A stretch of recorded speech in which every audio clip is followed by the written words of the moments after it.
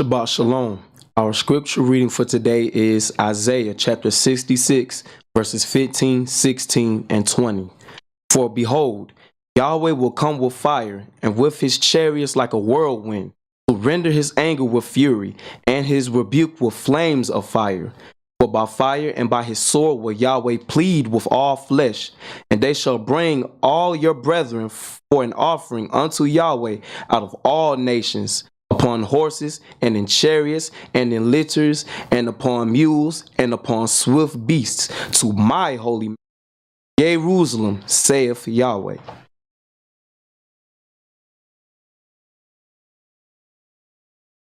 Shabbat Shalom family, our selection today, good news.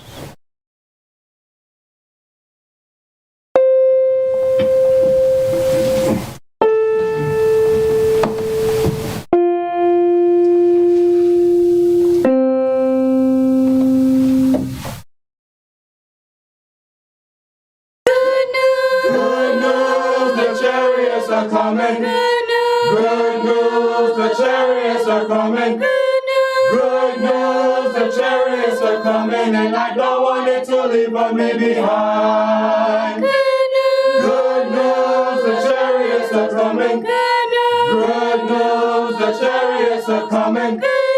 Good news, the chariots are coming, and I don't want it to leave me behind.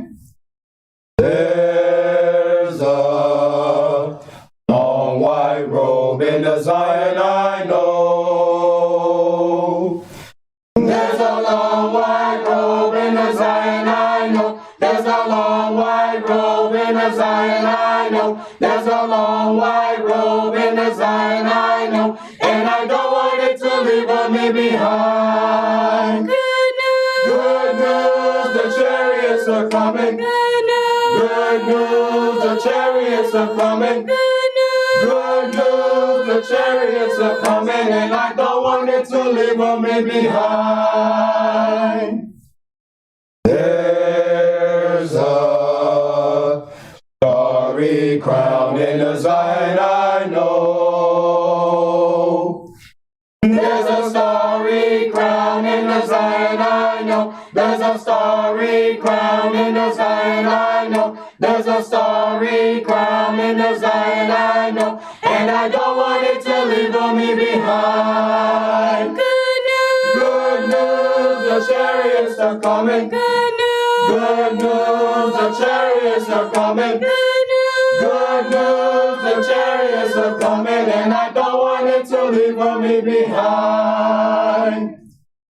There's a golden harp in the Zion, I know. There's a golden harp in the Zion, I know. There's a golden harp in the Zion, I know. There's a golden harp in the Zion, I know. And I don't want it to leave me behind. Good news, the chariots are coming. Good news, the chariots are coming. Good news, the chariots are coming, and I don't want it to leave me behind. Good news, the chariots are coming. Good news, the chariots are coming. Good news, the chariots are coming, and I don't want it to leave me behind. There's a long white robe in the Zion, I know. There's a long white robe in the Zion, I know. There's a long white robe in the Zion, I know. There's a long white robe in the Zion, I know. And I don't want it to leave me behind. Good news, the chariots are coming. Good news, the chariots are coming. Good news, the chariots are coming, and I don't want it to leave me behind. There's a starry crown in the Zion, I know. There's a starry crown in the Zion, I know. There's a starry crown in in the Zion I know. There's a starry crown in the Zion I know. And I don't want it to leave me behind. Good news, the chariots are coming. Good news, the chariots are coming. Good news, the chariots are coming. And I don't want it to leave me behind. There's a golden harp in the Zion I know.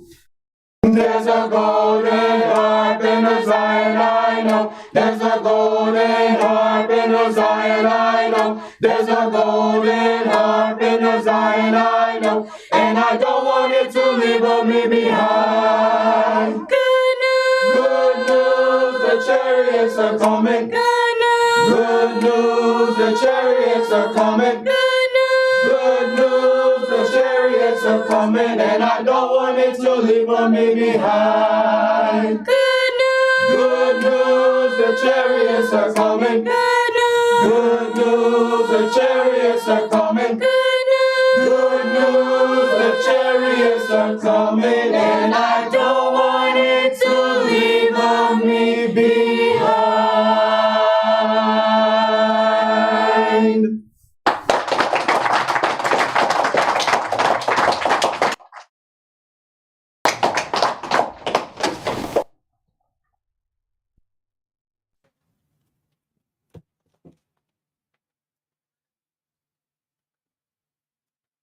The oracles of the UCI.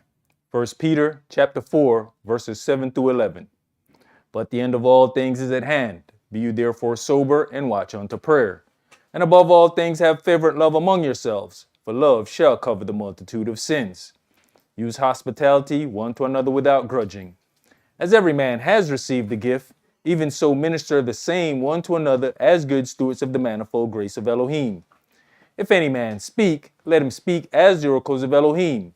If any man minister, let him do it as of the ability which Elohim gives, that Elohim in all things may be glorified through Yahshua the Mashiach, to whom be praise and dominion forever and ever. Amen. Ephesians chapter 4, verses 29 through chapter 5 and verse 4. Let no corrupt communication proceed out of your mouth, but that which is good to the use of edifying, that it may minister grace unto the hearers. And grieve not the Holy Spirit of Elohim, whereby you're sealed until the day of redemption. Let all bitterness and wrath and anger and clamor and evil speaking be put away from you with all malice. And be you kind one to another, tender-hearted, forgiving one another, even as Elohim for Yahshua's sake has forgiven you. Be you therefore followers of Elohim, as their children, and walk in love, as the Mashiach also have loved us, and has given himself for us an offering and sacrifice to Elohim for a sweet-smelling savor. But fornication, and all uncleanness, or covetousness, let it not be once named among you as becomes saints. Neither filthiness, nor foolish talking, nor jesting, which are not convenient, but rather giving of thanks. Ecclesiastes chapter 5, verses 1 and 2. Keep your foot when you go to the house of Elohim, and be more ready to hear than to give the sacrifice of fools, for they consider not that they do evil. Be not rash with your mouth, and let not your heart be hasty to utter anything before Elohim. For Elohim is in heaven, and you upon earth, therefore let your words be few. Exodus chapter 23, verses 20 and 21. Behold, I send an angel before you, to keep you in the way, and to bring you into the place which I have prepared. Beware of him and obey his voice. Provoke him not, for he will not pardon your transgressions, for my name is in him. Revelations chapter 3, verses 20 through 22. Behold, I stand at the door and knock. If any man hear my voice and open the door, I will come into him and will sup with him, and he with me. To him that overcomes will I grant to sit with me in my throne, even as I have also overcame and am sat down with my Father in his throne. He that has an ear, let him hear what the Spirit says unto the churches. All right, Shabbat Shalom. Shabbat Shalom. Which is peace on Yahweh's holy Sabbath day. Welcome to another holy convocation that Yahweh has enjoined unto us here in Latonia, Georgia. We're going to go over a few things here. My elder and teacher, the late great elder Yaakov ben Israel, used to say that this book is a script. And he said that you are auditioning for a part in Yahweh's production. He used to say that whatever part you're playing, you better make sure you get an Oscar. The problem with this production is that you are not aware of which part you are playing. As it is written, they asked Yohanan the Baptist, was he Elias? And he said no. Yeshua came later and said he was indeed Elias. Although he knew not the part in which he played, he received an Oscar nonetheless. Today's sermon is entitled The Interview and the Audition. There is an interview that you may not be present for, and there is an audition that you might not be aware that you are in the middle of. Let's begin today's sermon in 2 Chronicles chapter 31. 2 Chronicles chapter 31, and we're going to start with verses 1 through 12.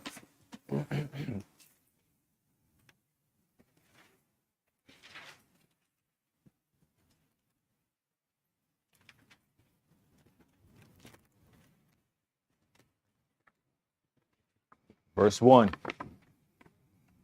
Now when all this was finished, all Israel that were present went out to the cities of Yehudah, and brake the images in pieces, and cut down the groves, and threw down the high places and the altars out of all Judea, and Benjamin, and Ephraim also, and Manasseh, until they had utterly destroyed them all. Right. It's not enough to just say that, we are back in the Holy Land and then leave all of that stuff where they worship their gods still standing. There's some action that has to be tied to that.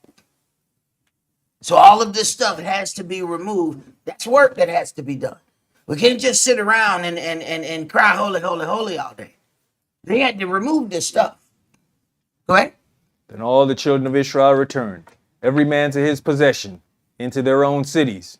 And Hezekiah appointed the courses of the priests and the Levites after their courses, every man according to his service, the priests and the Levites for burnt offerings and for peace offerings, to minister and to give thanks and to praise in the gates of the tents of Yahweh. You would think that after being cut and set apart from being able to make atonement unto Yahweh with these offerings and all of these things, you would think that after a time of punishment, that when they went back in, that our people would remember that traumatizing event and to make sure that it wouldn't happen again. But we have a tendency to only make sure during one generation. As soon as that generation is gone, we go right back to where we were before. That means somewhere along the line, there is a generation of leaders who care more about what their children think and feel over what they need to make sure that they operate in as far as Yahweh.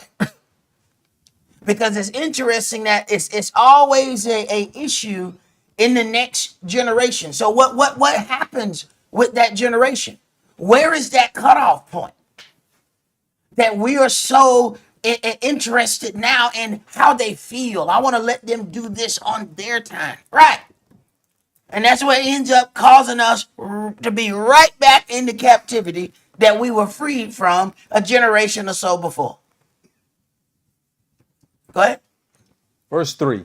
He appointed also the king's portion of his substance for the burnt offerings, to wit, for the morning and evening burnt offerings, and the burnt offerings for the Shabbats, and for the new moons, and for the set feasts, as it is written in the law of Yahweh. Moreover, he commanded the people that dwelt in Jerusalem to give the portion of the priests and the Levites, that they might be encouraged in the law of Yah. And as soon as the commandment came abroad, the children of Israel brought in abundance the first fruits of corn, wine, and oil, and honey, and of all the increase of the field. And the tithe of all things brought they in abundantly. As soon as the commandment came forth from him. The commandment was already there for Yahweh. Why does somebody else have to tell us what Yahweh already told us? Go ahead. Verse 6. And concerning the children of Israel and Yehuda, they dwelt in the cities of Yehuda. They also brought in the tithe of oxen and sheep, and the tithe of holy things which were consecrated unto Yahweh their El, and laid them by heaps. In the 3rd month they began to lay the foundation of the heaps, and finished them in the 7th month. And when Hezekiah and the princes came and saw the heaps, they blessed Yahweh and his people Israel. Then Hezekiah questioned with the priests and the Levites concerning the heaps.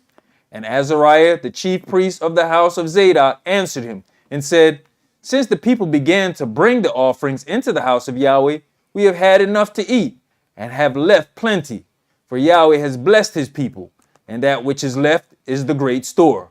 Then Now it's interesting. Now remember that, because there are times when Israel forgets where their blessings come from, so they attribute it to something else. So remember that part. Go ahead. Then Hezekiah commanded to prepare chambers in the house of Yahweh, and they prepared them, and brought in the offerings and the tithes and the dedicated things faithfully, over which Conaniah the Levite was ruler, and Shemaiah his brother was next. Jump to verse 16. Besides their genealogy of males from 3 years old and upward, even unto everyone that enters into the house of Yahweh, his daily portion for their service in their charges according to their courses. Both to the genealogy of the priests by the house of their fathers, and the Levites from 20 years old and upward in their charges by their courses. So what happened if you're Jewish to your mom?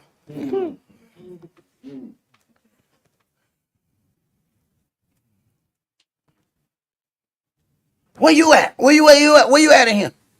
Where your mama and them? Where the line for your mama and them? Where they at?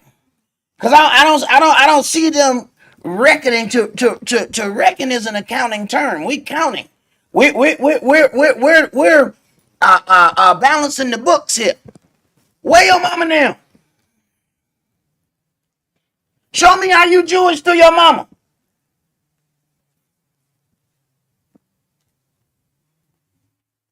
Right. Go ahead. And to the genealogy of all their little ones, their wives and their sons and their daughters, through all the congregation. So they were lined up after the daddies then. Okay. Because he went several times before he mentioned the wives and the children by their fathers. See, we're just too afraid to say, no, man. Somebody who say some backwards mess like that, man, you worship an adversary of the devil. Anybody that come to you and say I'm Jewish through my mother, you worship the devil. Because what you have done is taken the word of Yahweh and turn it upside down. It ain't no different than somebody saying the holiest day is Sunday. It ain't no different. Is that not the exact opposite? Sunday is the first day. The Sabbath day is the 7th day. They didn't go one day over. They went the exact opposite. So if you Jewish through your mother, you have gone the exact opposite of the foundation that Yahweh set. How can that not be the devil? Go ahead. For in their set office they sanctified themselves in holiness. Also of the sons of Aaron the priests, which were in the fields of the suburbs of their cities, in every several city, the men that were expressed by name, to give portions to all the males among the priests, and to all that were reckoned by genealogy among the Levites. All those that were counted by genealogy, and it lets you know that the genealogy goes through the male. So you have to understand that when somebody starts coming up with these doctrines, it didn't come out of this book. I don't know where it came from, but it didn't come out of this book. Go ahead. And thus did Hezekiah throughout all Judea, and wrought that which was good and right and truth before Yahweh his El. And in every work that he began in the service of the house of Elohim, and in the law and in the commandments, to seek his Elohim, he did it with all his heart and prospered. The key word there is he did the work with all his heart. When you do a work with all your heart, it doesn't mean that it's the absolute best that the kingdom has to offer. It means it's the absolute best that you have to offer. That's all you can offer. It's the absolute best that you have the ability to do. Now, here goes the question. Do you know your absolute best? You think that you find your absolute best sitting in your comfort zone? Is that where you think you're going to find your best? So then that what you think you have offered and that is your best, maybe you need to think again. Interesting. I want you to read the note there for the next graphic. Jeremiah chapter 44 and verse Now 19. remember the thing I told you to remember. They said, since we began to offer unto Yahweh, we've had plenty. Let's read during another time. Go ahead. And when we burnt incense to the queen of heaven and poured out drink offerings onto her, did we make her cakes to worship her and pour out drink offerings onto her without our men? And it says, what we have not, keep reading. I want you to go to Jeremiah 44. Because there's something I want to get.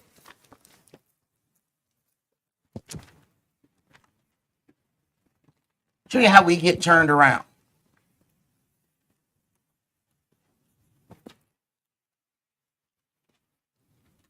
Jump up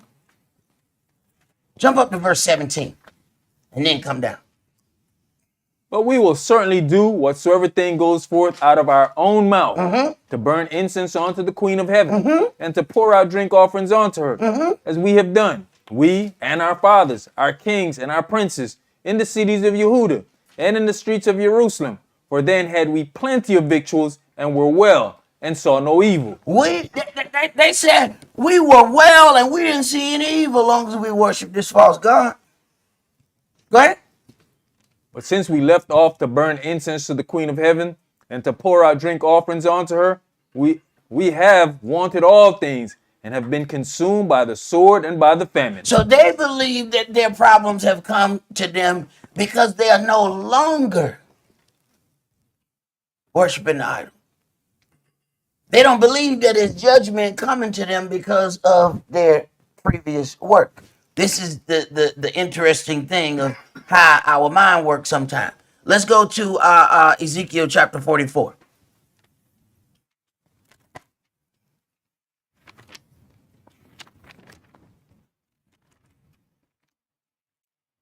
See, a lot of times when we're trying to figure out what's happening, we're stuck in the right now.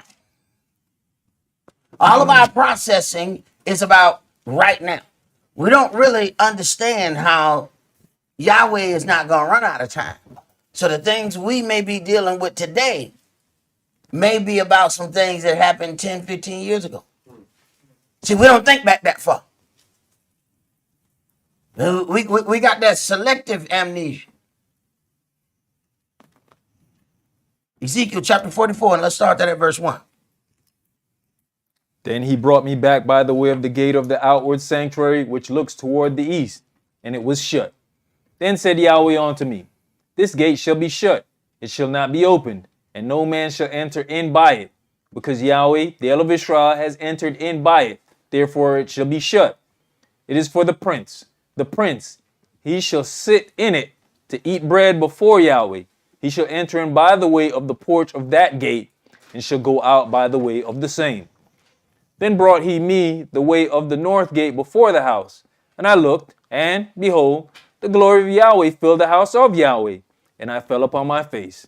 And Yahweh said unto me, Son of man, mark well, and behold with your eyes, and hear with your ears all that I say unto you concerning all the ordinance of the house of Yahweh, and all the laws thereof. And mark well the entering in of the house with every going forth of the sanctuary. And you shall say to the rebellious, even to the house of Israel, thus says Yahweh Elohim, O you house of Israel, let it suffice you of all your abominations, in that you have brought into my sanctuary strangers, uncircumcised in heart and uncircumcised in flesh, to be in my sanctuary, to pollute it, even my house, when you offer my bread, the fat and the blood, and they have broken my covenant because of all your abominations. They have broken my covenant because of your abominations. Go ahead.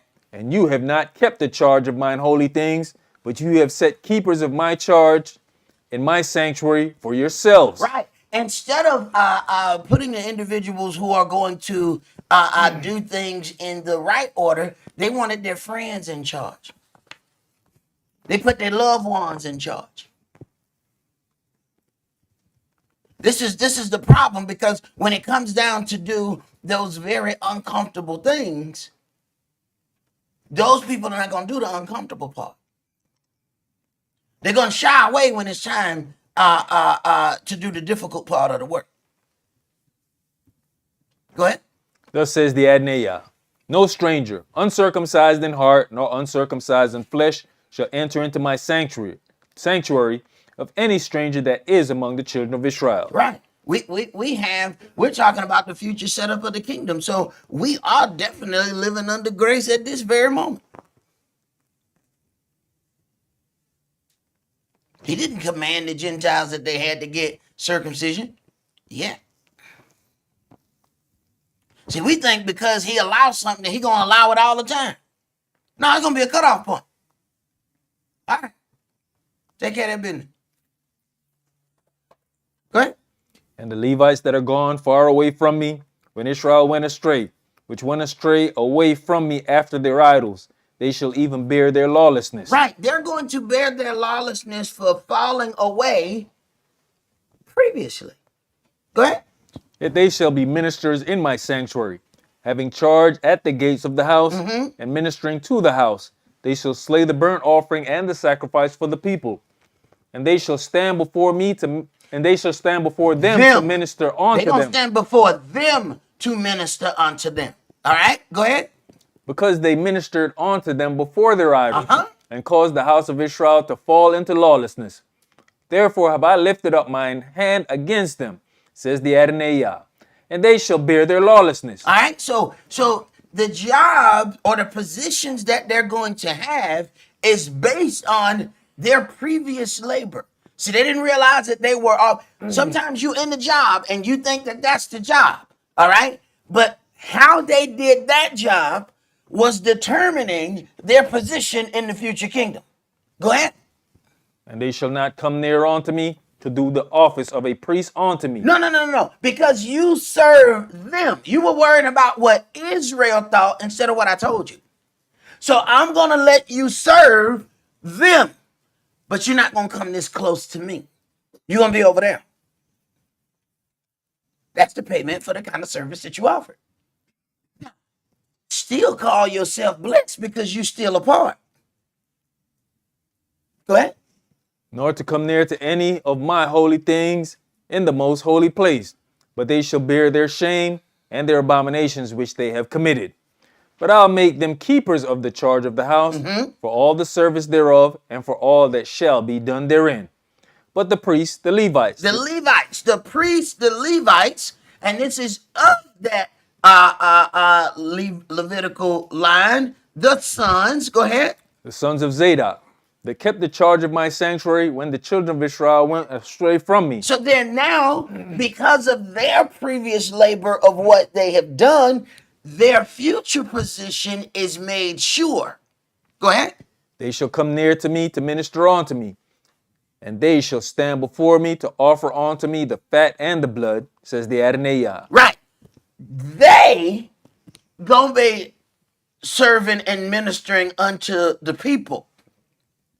These group, the sons of Zadok, gonna deal up close with Yahweh. Don't think because everybody said they're a priest that they get to go in all the same areas. It don't work like that. See, they earned their spot from previous labor. Go ahead. You know, brother, it's all on how you look at, like you say, the audition, not knowing whether you're auditioning or not. And you just say, well, this is what they hired me for. This is what I'm going to be. Right. You know, talking to one of the brothers last night, he's got a temp job. You know, other temps came in with him. But the brother's been going above and beyond doing the job. Say the people pull him aside and say, man, how much longer is your contract? Because when it's done, we bringing you on permanent. But he there working like he a regular worker. Right. Not realizing, like you say, you auditioning. You auditioning. See, some people forget that they auditioning And every time you see them, they at the Gatorade. Hey man, why every time I see you, you got a Gatorade? This is good right here. Y'all put ice in here constantly? Because it's always cold.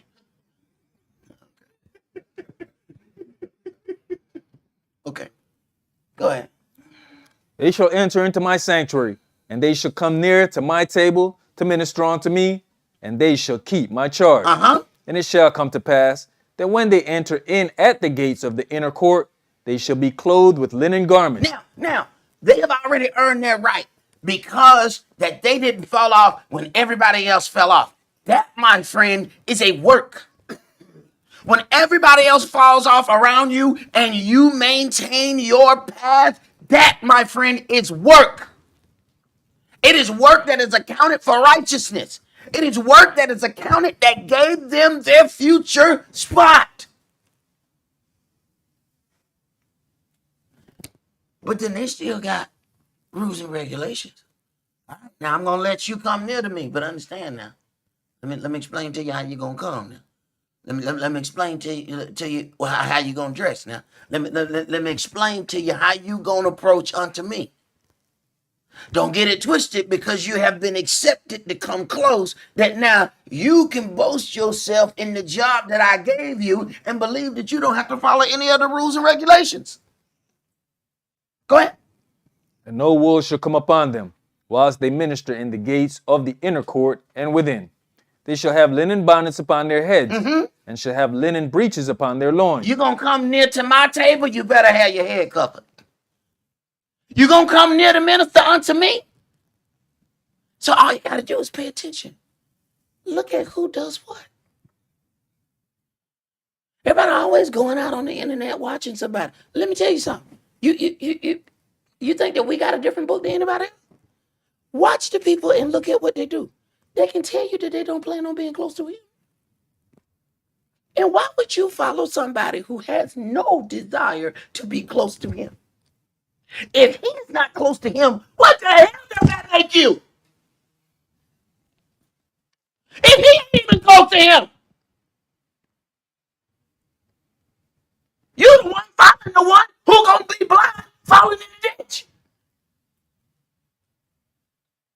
He tells you the difference on how they look, the ones who coming close to me. He already told you I picked this group of people. Now, let me show you how you're gonna come. And then we go out and scour the internet and watch video after video. And you see some uncircumcised head pop up in the video.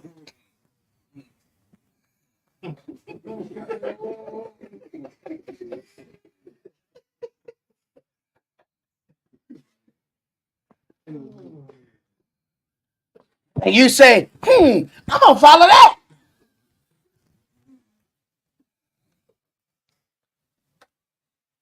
Pray. They shall not gird themselves with anything that cause sweat.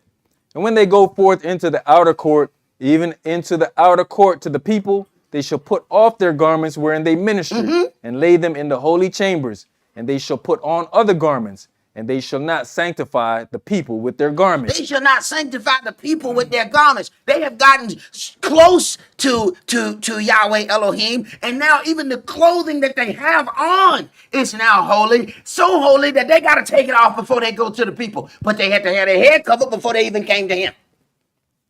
And they had to be chosen beforehand to even be in that group to get close to him. Sometimes people showing you what they plan on standing. You just not paying attention. You just not paying attention. When Saul was all off in that mess, King Saul, he went up to Samuel and he said, pray to Yahweh, your Elohim. Wait a minute, he not yours? Why is he Samuel's Elohim? He not yours? Listen, watch. They'll tell you where they plan on standing. Your question need to be, why are you standing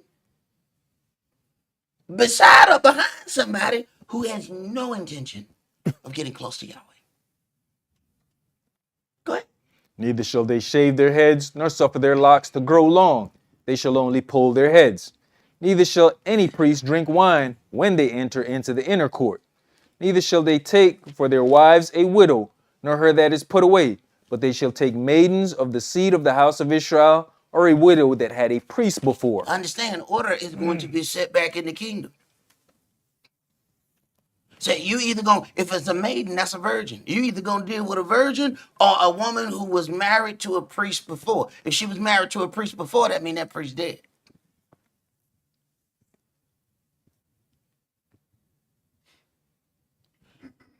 Because he said, look here, you can't be negatively influenced if you got this job.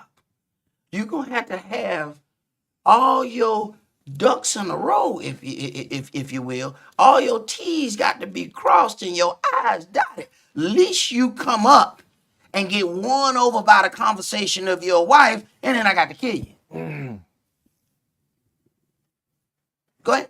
And they shall teach my people the difference between the holy and the profane, and cause them to discern between the unclean and the clean. Mm-hmm. And in controversy they shall stand in judgment. Controversy. If you're standing in judgment and controversy, I'm telling you, everybody not going to be happy with you. So if you're going to stand close to Yahweh, you got to go ahead and make that decision that you're not going to be on everybody's favorite list. You got to already make that decision. When they put out the favorite list of people, you plan on not seeing your name on it. You know, unless you want to sit out there with the uncircumcised. Now, you're going to be high on the list if you're going to sit out there with them. But if you're going to come close to this table and you got to stand in controversy, in judgment, oh, you better be ready. Because understand, when you stand in that controversy, you do understand. You got 50-50. Every time you rule against somebody, they got indignation against you. Remember what we read? Yeah, there's a servant of Yahweh, a prophet, but I hate him. He never says anything good about me. But you see how they put the burden on the man, not the burden on themselves. So they can operate however they want to operate. They can make whatever decisions they want to make. They can say whatever they want to say. When somebody says something against it, it's that person's problem. Well, he never says anything good concerning me. Okay, so what do you do for him to say that? That part never comes up. So understand, when you're going to stand in controversy, every day, you 50-50. What that mean? Two people come to you for in controversy, you going to set judgment one way, condemn the other. One of them going out pissed at you. Every day. One of them going out pissed with you. Every day. One of them going out pissed with you. Every day. Now, keep that going on for a little while. You got a whole group gathering over there in the corner. He never says anything good concerning me. Didn't he say something bad when you went in there? Yeah, he did to me too. I hate him. Right? Get ready. Get ready. That's as if you plan on standing right. I mean, if you plan on standing out there, you know what I'm saying, being in the back with the uncircumcised, then I guess you ain't got to worry about this. Then I ain't talking. Erase that from your memory. I wasn't talking to you. Go ahead. And they shall judge it according to my judgments, and they shall keep my laws and my statutes and all mine assemblies, and they shall hallow my Shabbats. And they shall come at no dead person to defile themselves, but for father, or for mother, or for son, or for daughter, for brother, or for sister that has had no husband, they may defile themselves. You see where they drew that line with the sister? You see that? You see where he drew that line? The sister who has had no husband before. Interesting. Go ahead. And after he is cleansed, they shall reckon unto him 7 days. And in the day that he goes into the sanctuary, onto the inner court, to minister in the sanctuary, he shall offer his sin offering, says the Adonai. And it shall be unto them for an inheritance. I am their inheritance, and you shall give them no possession in Israel. I am their possession. They shall eat the meat offering and the sin offering and the trespass offering, and every dedicated thing in Israel shall be theirs. And the first of all, the first fruits of all things, and every oblation of all, of every sort of your oblations, shall be the priest. You shall also give unto the priest the first of your dough, that he may cause the blessing to rest in your house. The priest shall not eat of anything that is dead of itself or torn, whether it be fowl or beast. All right. Now, it never does occur to us that everything that we are going through might just be an audition for a greater job in a greater atmosphere.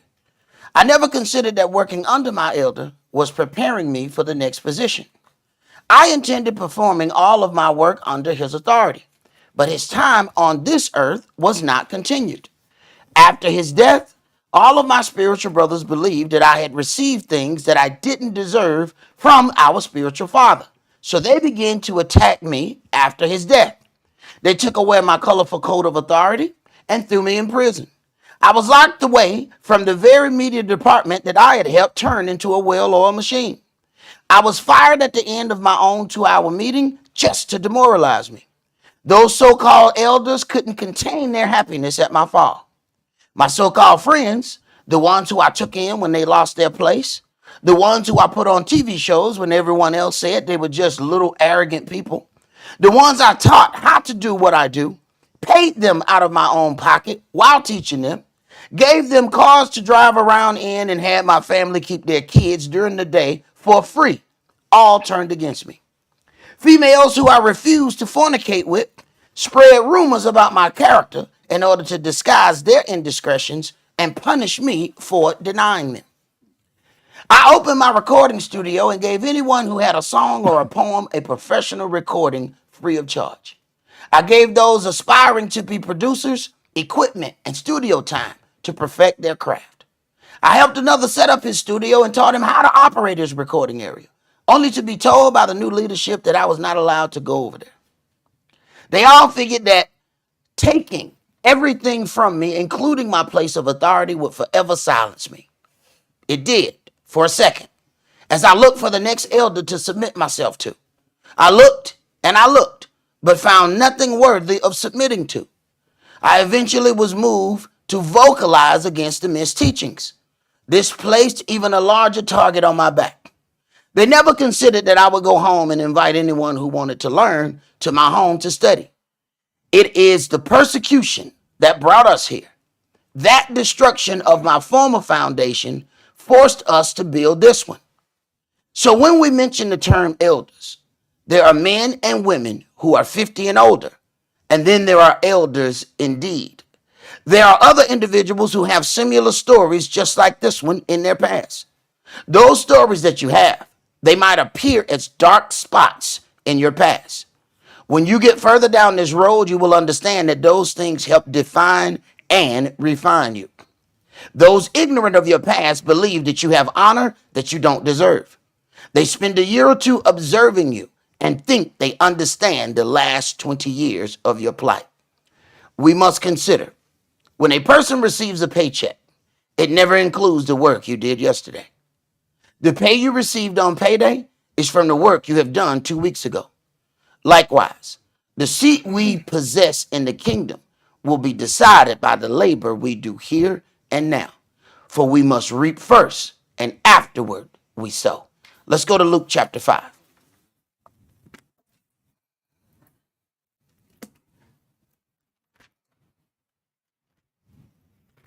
Luke chapter 5, and we're going to read verses 1 through 11.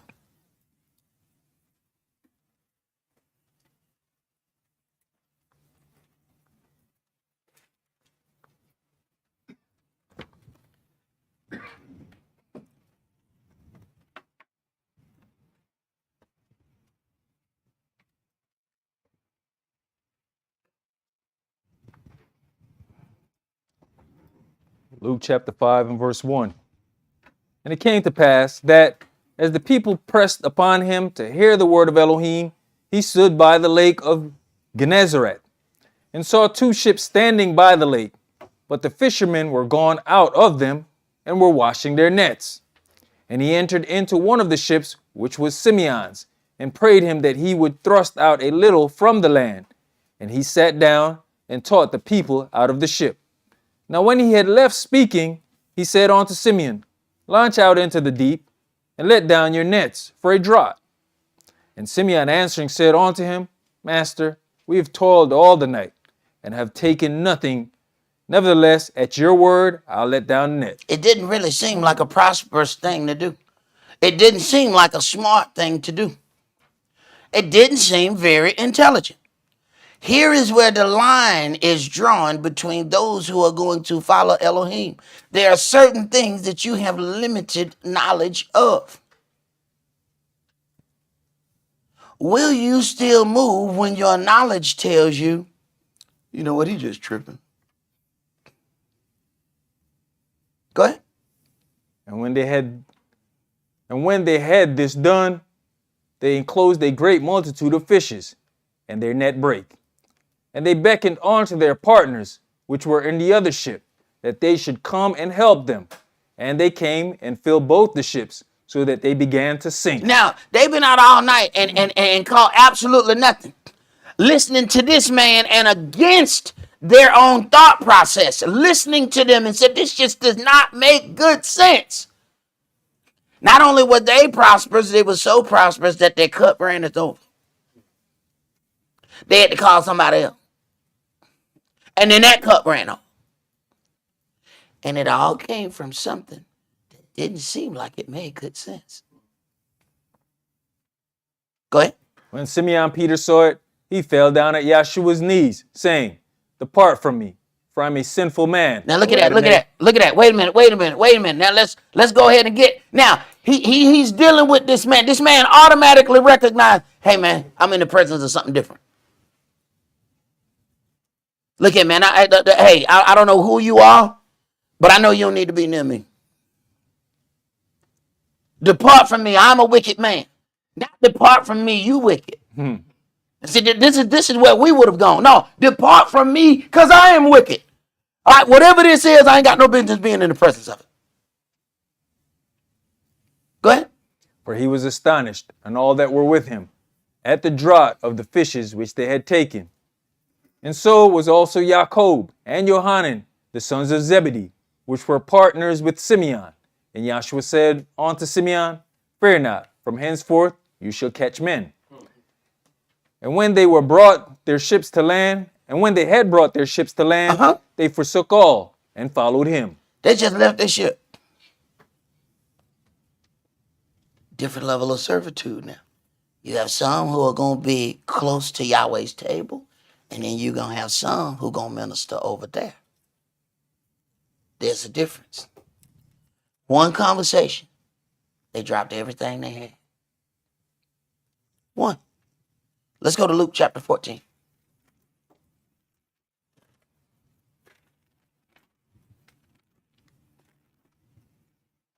Now, they were in the midst of an interview with the son of Elohim. See, normally when we are in the presence or we getting ready to do an interview, we put on our best clothes, We make sure we take a bath that night. Some other nights, we be like, I'm tired. I ain't worried about that. This thing ain't gonna bother nobody. Oh, no. We're gonna make sure we wash or we get groomed. We could go and get the line up, tighten up. But there are some interviews that you don't get to prepare for. You were already preparing for them. You just didn't know it. This interview, they didn't know they had. Now, consider how one individual dealt with his part of the interview, and then it affected some other people because he came directly to Simeon Peter. Okay, but then that affected these other brothers. What if the one decides he not going to deal with it or he got something else to do? That not only affects him, but it affects the other two individuals who were supposed to be coming as well. Do we even give that any thought? When we make a decision, do we ever even give it any thought? How does that affect some other people who were supposed to be standing near and hear what was going to happen with you? And then they were going to move because of what happened to you, but because you didn't feel like being bothered, it didn't happen to you, so it didn't happen for them. Right. Luke chapter 14, let's start at verse 7.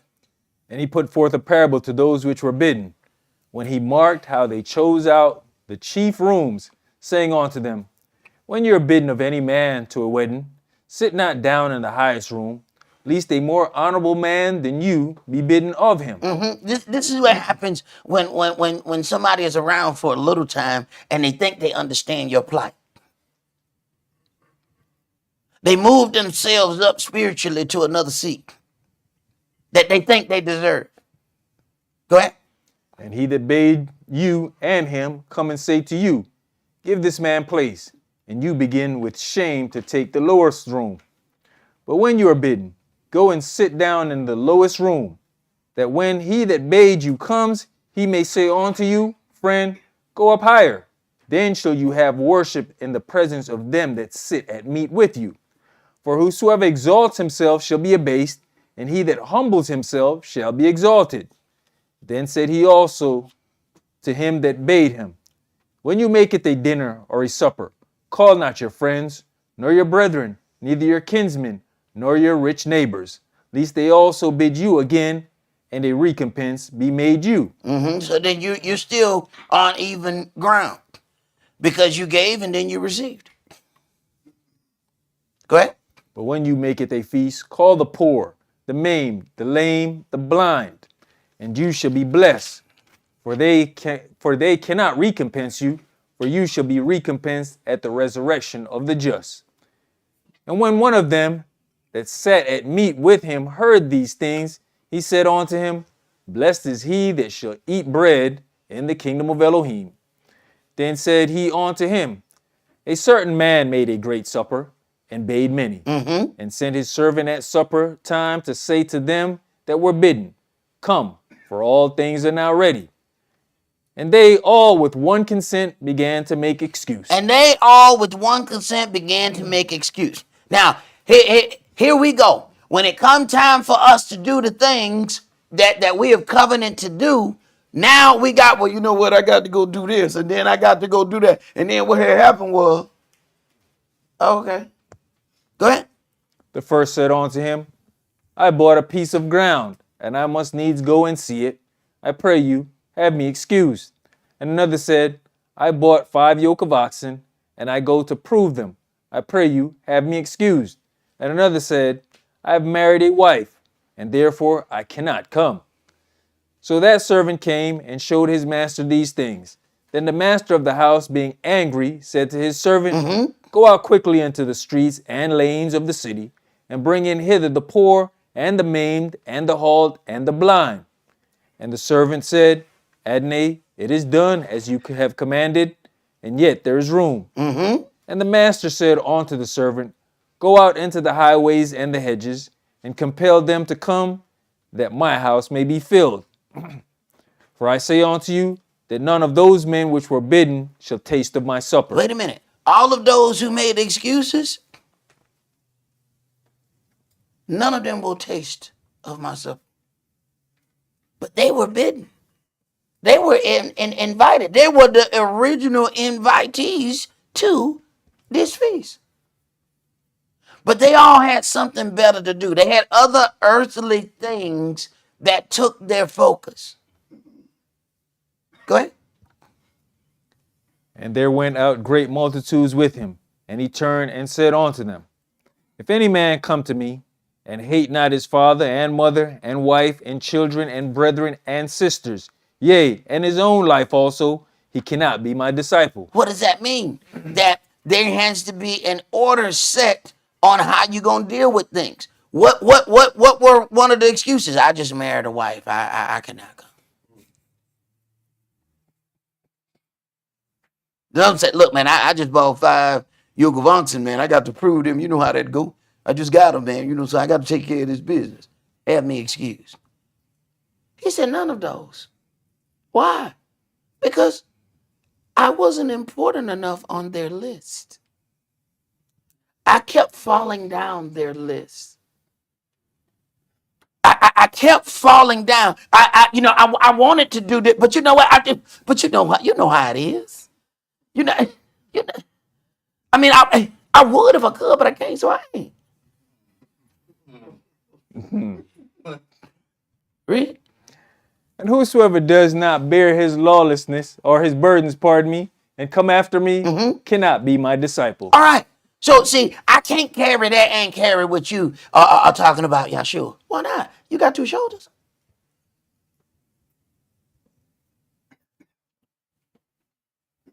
Go ahead. For which of you, intending to build a tower, sits not down first and counts the cost, whether he have sufficient to finish it? Least happily, after he has laid the foundation and is not able to finish it, all that behold it begin to mock him, saying, this man began to build and was not able to finish. For what king, going to make war against another king, sits not down first and consults whether he be able with 10,000 to meet him that comes against him with 20,000? Or else, while the other is yet a great way off, he sends an embassage and desires conditions of peace. So likewise, whosoever he be of you that forsaketh not all that he has, he cannot be my disciple. He cannot be my disciple. He might be able to gain entry in the kingdom some other way, maybe later on down the line. He just can't be my disciple. Because we have work to do, and the importance level of that work has to be understood. You have to show up to Yahshua with results, not excuses. Excuses are for those who didn't do the job. People who did the job don't have excuses. They have results. Hey man, I charged you with such and such. You talking about these? Real quick interaction. Now the person who didn't do it, hey man, I charged you with such and such. Okay, see, let me see what happened was. Let me talk. Let me say something. Let me talk. Oh, okay. All right. Did you finish that, brother? No, sir. Go ahead. Salt is good, but if the salt have lost his savor, wherewith shall it be seasoned? It is neither fit for the land, nor yet for the dunghill, but men cast it out. He that has ears to hear, let him hear. So salt is only good if it still has its taste. What causes us to lose our taste? Interesting. Go to Mark chapter 10. I want to read a few verses out of here. Mark chapter 10.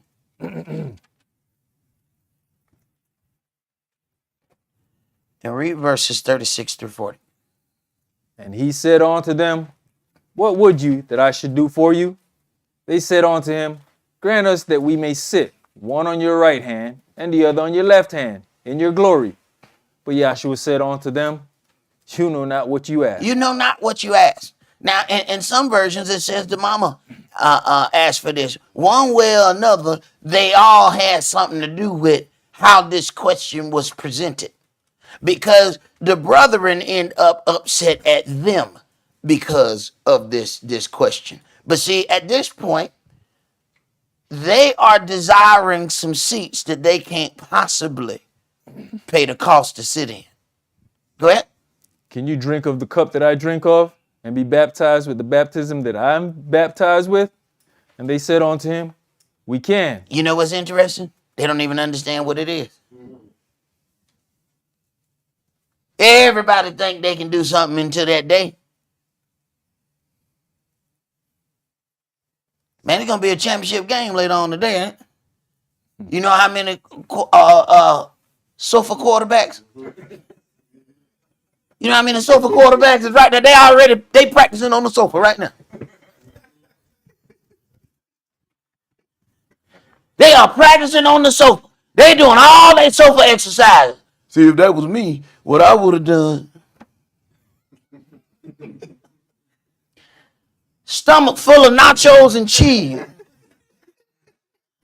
But they swear that if they was on the field, they would have made that 30-yard throw. We clear out this whole backyard, leave them alone. They couldn't throw a rock 30 yards. But in their mind, okay, right. Go ahead, bro. And Yahshua said unto them, You shall indeed drink of the cup that I drink of. Oh, you gonna drink of it. But that seat, you ain't gonna be able to sit there. Go ahead. And with the baptism that I am baptized with, Uh-huh. withal shall you be baptized. But to sit on my right hand and on my left hand is not mine to give, but it shall be given to them for whom it is prepared. Wait a minute. That means somebody got to earn that right there. See, you don't just walk around and say holy, holy, holy, and you get to sit in certain seats. That ain't how that works. Let me tell you something. We take it for granted that them seats that you're sitting in. See, a lot of times we sit in the same area and we think that those seats are ours. What happened when those dedicated people who out on the internet show up? Don't be hurt. Don't be hurt. Excuse me, bro. Get up and give him place. Don't be hurt. Don't be hurt. I see their emails all the time. I know what they do. Don't be hurt. But I've been sitting here. Chuck, I've been sitting. The seat is shaped just like my butt. Look, Chuck. Get up. Give him place. Right. Go ahead. That was it, verse 3. That was it. Let's go to Matthew chapter 19. Everybody know that's my seat. Okay.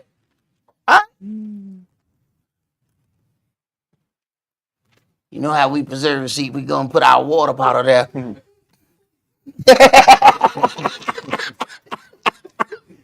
gonna put the water bottle there and then you know, so you just sit there, take your coat off. Take your coat, put it right there. Drape it over the seat. Everybody know. Yeah. Okay. All right. Matthew chapter 19, and we're going to read verses 23 through 30. Then said Yahshua unto his disciples, Verily I say unto you, that a rich man shall hardly enter into the kingdom of heaven. And again I say unto you, it is easier for a camel to go through the eye of a needle than for a rich man to enter into the kingdom of Elohim. When his disciples heard it, they were exceedingly amazed, saying, Who then can be saved? But Yahshua beheld them, and said unto them, With men this is impossible, but with Elohim all things are possible. Then answered Cephas, and said unto him, Behold, we have forsaken all, and followed you. What shall we have therefore? They're asking about their future seat in the kingdom. See, they're earning their future seat by the work that they're doing in the present. Go ahead. And Yahshua said unto them, Verily I say unto you, that you which have followed me, in the regeneration when the Son of Man shall sit in the throne of his glory, you also shall sit upon 12 thrones, judging the 12 tribes of Israel. Right. But they have to earn that seat. They're not just going to be given that seat because they showed up. Go ahead. And everyone that has forsaken houses, or brethren, or sisters, or father, or mother, or wife, or children, or lands, for my name's sake, shall receive 100-fold, and shall inherit everlasting life. But many that are first shall be last, and the last shall be first. So not just the ones that have something to do with being direct disciples, even those under those who have heard their word through them, they are also earning their seat in the kingdom based on how they operate. This is what makes us think when we look at some situations that, oh, this person has honor that they don't deserve. You don't know what that person did previously. All right, let's go to 1 Samuel chapter 17. Matthew 25. We missed Matthew. Go to Matthew 25 first.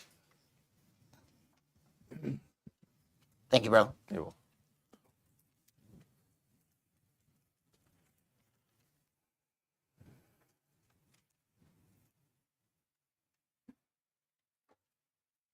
Matthew 25, and we're going to start at verse 14.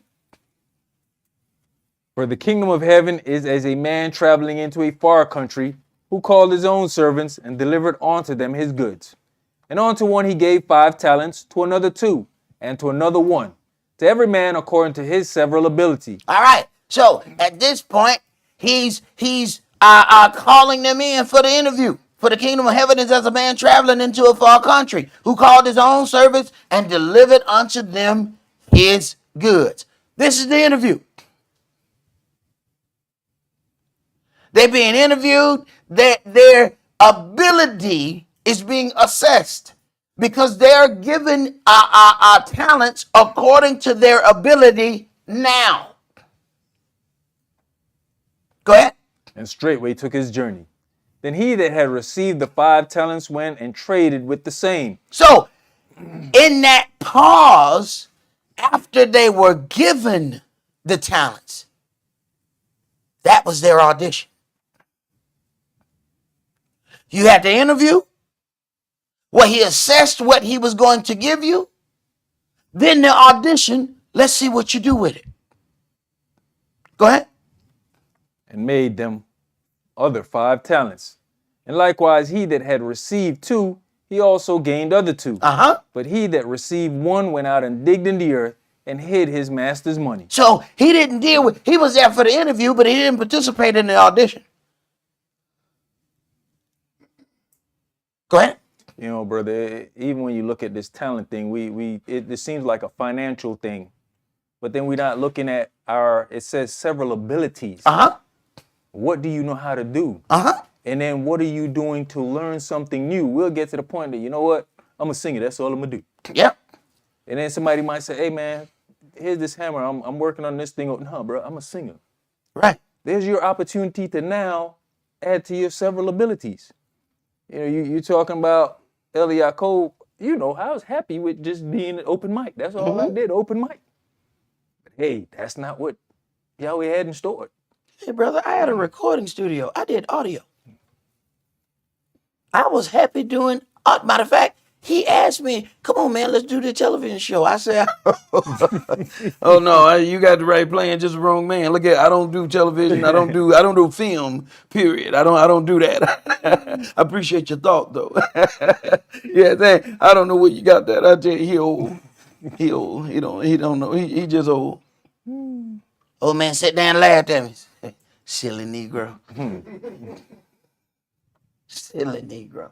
Oh yeah, I told him what I did, and what I did. I don't go in front of the camera. I do. That stuff is long in my past. I don't deal with any of that anymore. I got a studio, and I record. So I said, anything y'all need to do audio wise, then I offer that. I offer my studio for that. He chuckled.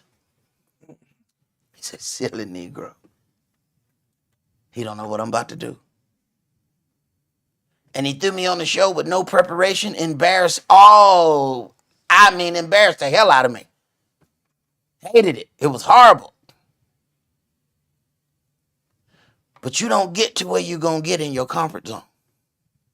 So he completely threw me out of that comfort zone. And didn't really care how I felt about it. Then made me beg for the opportunity to redeem myself. But he did what he needed to do. And here I sit. The same person that said, when he asked me, oh, no, I don't do that. So when I say that I can tell somebody, you don't want to operate out of your comfort zone, I'm not just telling you something that I read in a book. I'm telling you something from experience. This right here, where I'm sitting, was out of my comfort zone. Go ahead. Verse 19. After a long time, the master of those servants comes and reckons with them. And so he that had received 5 talents came and brought other 5 talents, saying, Adonai, you delivered unto me 5 talents. Behold, I have gained beside them 5 talents more. His master said unto him, Well done, you good and faithful servant. You've been faithful over a few things. I'll make you ruler over many things. Enter you into the joy of your master. All right, seat has now been earned. The seat was not given.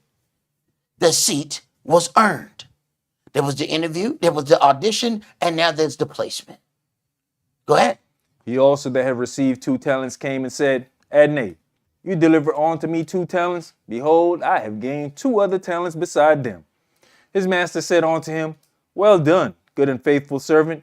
You have been faithful over a few things. I'll make you ruler over many things. Enter you into the joy of your master.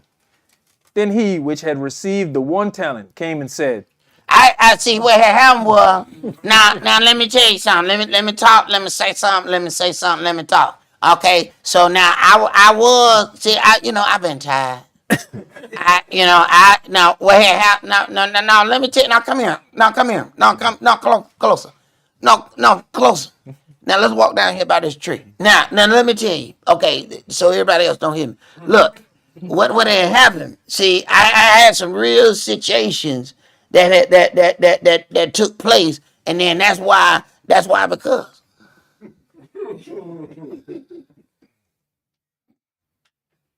Go ahead. Adnai, I knew that you are a hard man, reaping where you have not sown. But it's interesting how the excuse got something to do with somebody else. Did you know that? See, this is really about you. I know you a hard man. Wait a minute. But it's you that didn't produce, right? But see, I know you. Wait. Why is your finger coming at me when it was you who didn't produce? But see, you. I knew you. I know how you were gonna react. No, you thought you knew how I was gonna react. So then you acted a certain way because you decided that you thought you knew how I was going to react. So then you counter-reacted, but you overdid it. Go ahead. And gathering where you have not strawed. And I was afraid and went and hid your talent in the earth. I was afraid. So I acted before you acted, so I reacted, but it wasn't the right reaction because I was trying to act for your action, but I reacted, and that's why because.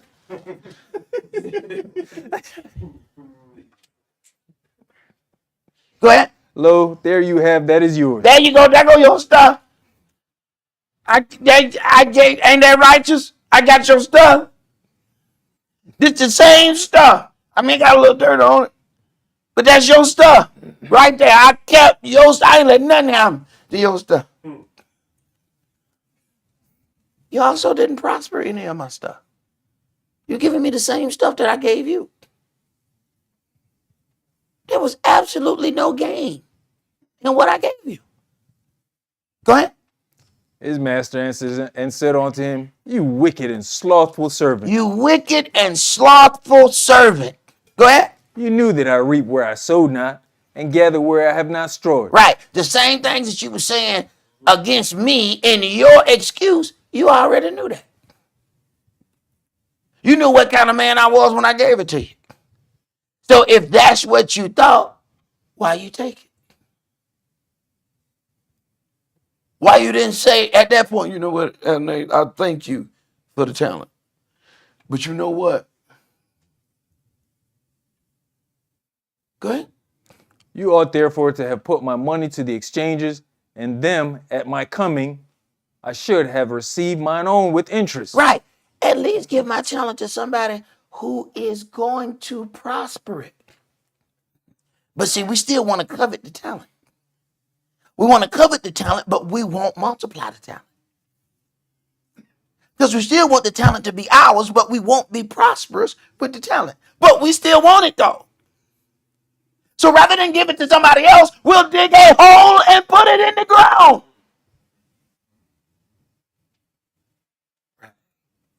Go ahead.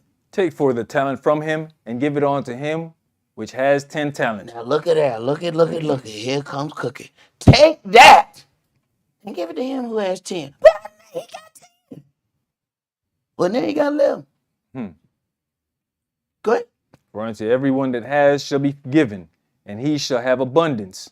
And from him that has not shall be taken away even that which he has. And cast you the unprofitable servant into outer darkness. There shall be weeping and gnashing of teeth. Right. You know, the interesting thing about this, it didn't say that the servant was wicked. It didn't say the servant was a liar. It didn't say the servant was a blasphemer. It didn't say the servant was some kind of like major hound dog fornicator. It didn't say any of that. It said he was unprofitable. Okay, let me slow this down. Okay, so you have the regular people who are dealt with according to their transgressions. Servant is dealt with according to his prosperous job that his Elohim has given him.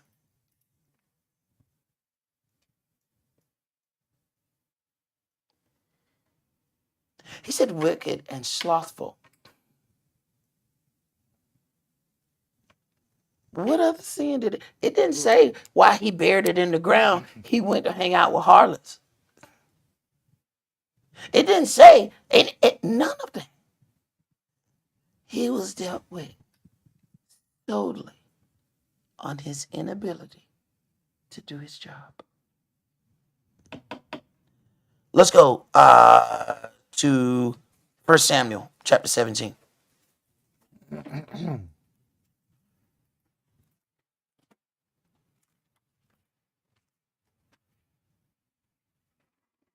There are certain things that you can read, and you'll go right by them, and it don't really stick out to you right away. So a lot of times I always tell people, you might want to get you a job. Why? Oh, wait a minute. It didn't say these other people, they were prosperous in their job. You notice that it didn't really come up about whether or not they were sinful? Wait a minute. He said, come into the joy of my kingdom because I gave you these talents and you were prosperous with those talents. Wait a minute. So there was some protection in the job. Didn't Aaron and Miriam speak against Moshe? Mm-hmm. Okay, how many people were outside white? Okay. So how many people had a job? One. Oh, okay. So now y'all feeling me. Okay, right. Go ahead, brother. 1 Samuel chapter 17. And I started verse 24. And all the men of Israel, when they saw the man, fled from him and were sore afraid. And the men of Israel said, have you seen this man that is come up? Surely to defy Israel is he come up. And it shall be that the man who kills him, the king will enrich him with great riches, and will give him his daughter and make his father's house free in Israel. Why was there such a high price on whoever kills Goliath? Scared. He was afraid of Goliath. Go ahead. And David spake to the men that stood by him, saying, what shall be done to the man that kills this Philistine and takes away the reproach from Israel? For who is this uncircumcised Philistine that he should defy the armies of the living El? Now here comes the little pretty boy who played a harp, who be around the sheep. And he the one asking this question. Go ahead. You know, it's interesting though. Saul is afraid. Of right? course Saul is afraid. And because Saul is afraid, all of his men are afraid. But Saul is said to stand over all of them. Right. But he didn't stand over that Philistine. He stood over all of them. All right. So your giant first sprayed today, giant, so everybody's scared. I'm going to watch my words right here. As the hood said, there's always a bigger figure. All right. Go ahead. Read, bro. Verse 27. And the people answered him after this manner, saying, so shall it be done to the man that kills him. And Eliab, his eldest brother, heard him when he spake unto the man. And Eliab's anger was kindled against David. And he said, why came you down hither? Mm-hmm. And with whom have you left those few sheep in the wilderness? It's just disrespectful. Shouldn't you be on there with them little sheep? You down here asking questions. This man stuff down here, boy. Go ahead. I know your pride and the naughtiness of your heart, for you are come down that you might see the battle. You might see the battle. No. He didn't come down to see it. He came down to get in it. See, it never does occur to you that somebody else's perception of you may not be the same way that you see yourself. This is how he saw Dawid. This is clearly not how Dawid saw himself. And this is clearly not how Yahweh saw Dawid either. Go ahead. And Dawid said, what have I now done? Is there not a cause? And he turned from him toward another. Right. I don't even be talking to you. You see the wisdom in that. When you realize that there's no future in the conversation, why you keep talking to that person? Why you keep talking to them? They already showed you who they are, how they gonna operate. Why you keep talking? Go ahead. And spake after the same manner. And the people answered him again after the former manner. Sometimes you got to go to people you don't know. So, they know me. They already got indignation against me. I know the pride of your heart. I know such. Turn to somebody else and they tell them the whole story. Sometimes your biggest weight going to be the people who think they know you. That's the problem with people who know you. They think they know you. Why? See, Yahweh is working on you. So as you are changing, they know the old you. Sometimes that's going to be your biggest problem because they are not ready to renegotiate how they know you. They know you as being this, and this is all you're going to be. The problem is Yahweh working on you here, and then he working on you to bring you here, and then he working on you to bring you here. But see, these people, they met you here. And to them, you're going to always be here. So you're going to have to make a decision. You're going to either grow with Yahweh or you're going to let those people who you know keep you right here. Go ahead. And when the words were heard, which Dawid spake, they rehearsed them before Saul, and he sent for him. And Dawid said to Saul, let no man's heart fail because of him. Your servant will go and fight with this Philistine. And Saul said to Dawid, you're not able to go against this Philistine to fight with him, for you are but a youth, and he a man of war from his youth. And Dawid said unto Saul, your servant kept his father's sheep, and there came a lion and a bear, and took a lamb out of the flock. So he had already auditioned for this part. So he wasn't afraid. Everybody else they're not only afraid for themselves, they're afraid for him. Saul is telling him, look, little boy. Look, little pretty little boy. Ain't you got a heart to go play? Little boy, don't go mess with that. That's a grown man down there. All right, that's a man. Other men have ran from that man. I know because I ran myself. So, little boy, don't go play around there. Don't go play around there. That place down there is where men go to die. Go ahead. And I went out after him, and smote him, and delivered it out of his mouth. And when he arose against me, I caught him by his beard, and smote him, and slew him. Now, he said, verse 34, and Dawid said unto Saul, your servant kept his father's sheep, and there came a lion and a bear. Let me tell you something. If you get too close to them in a zoo, let me tell you something. If you have been close enough to a lion, let me tell you something. There ain't a man. There ain't a man on this earth that will put fear in your heart after coming face to face with those two. He was already prepared. He had already been interviewed. He had already auditioned. This part was his, and he has all the faith because of his previous things.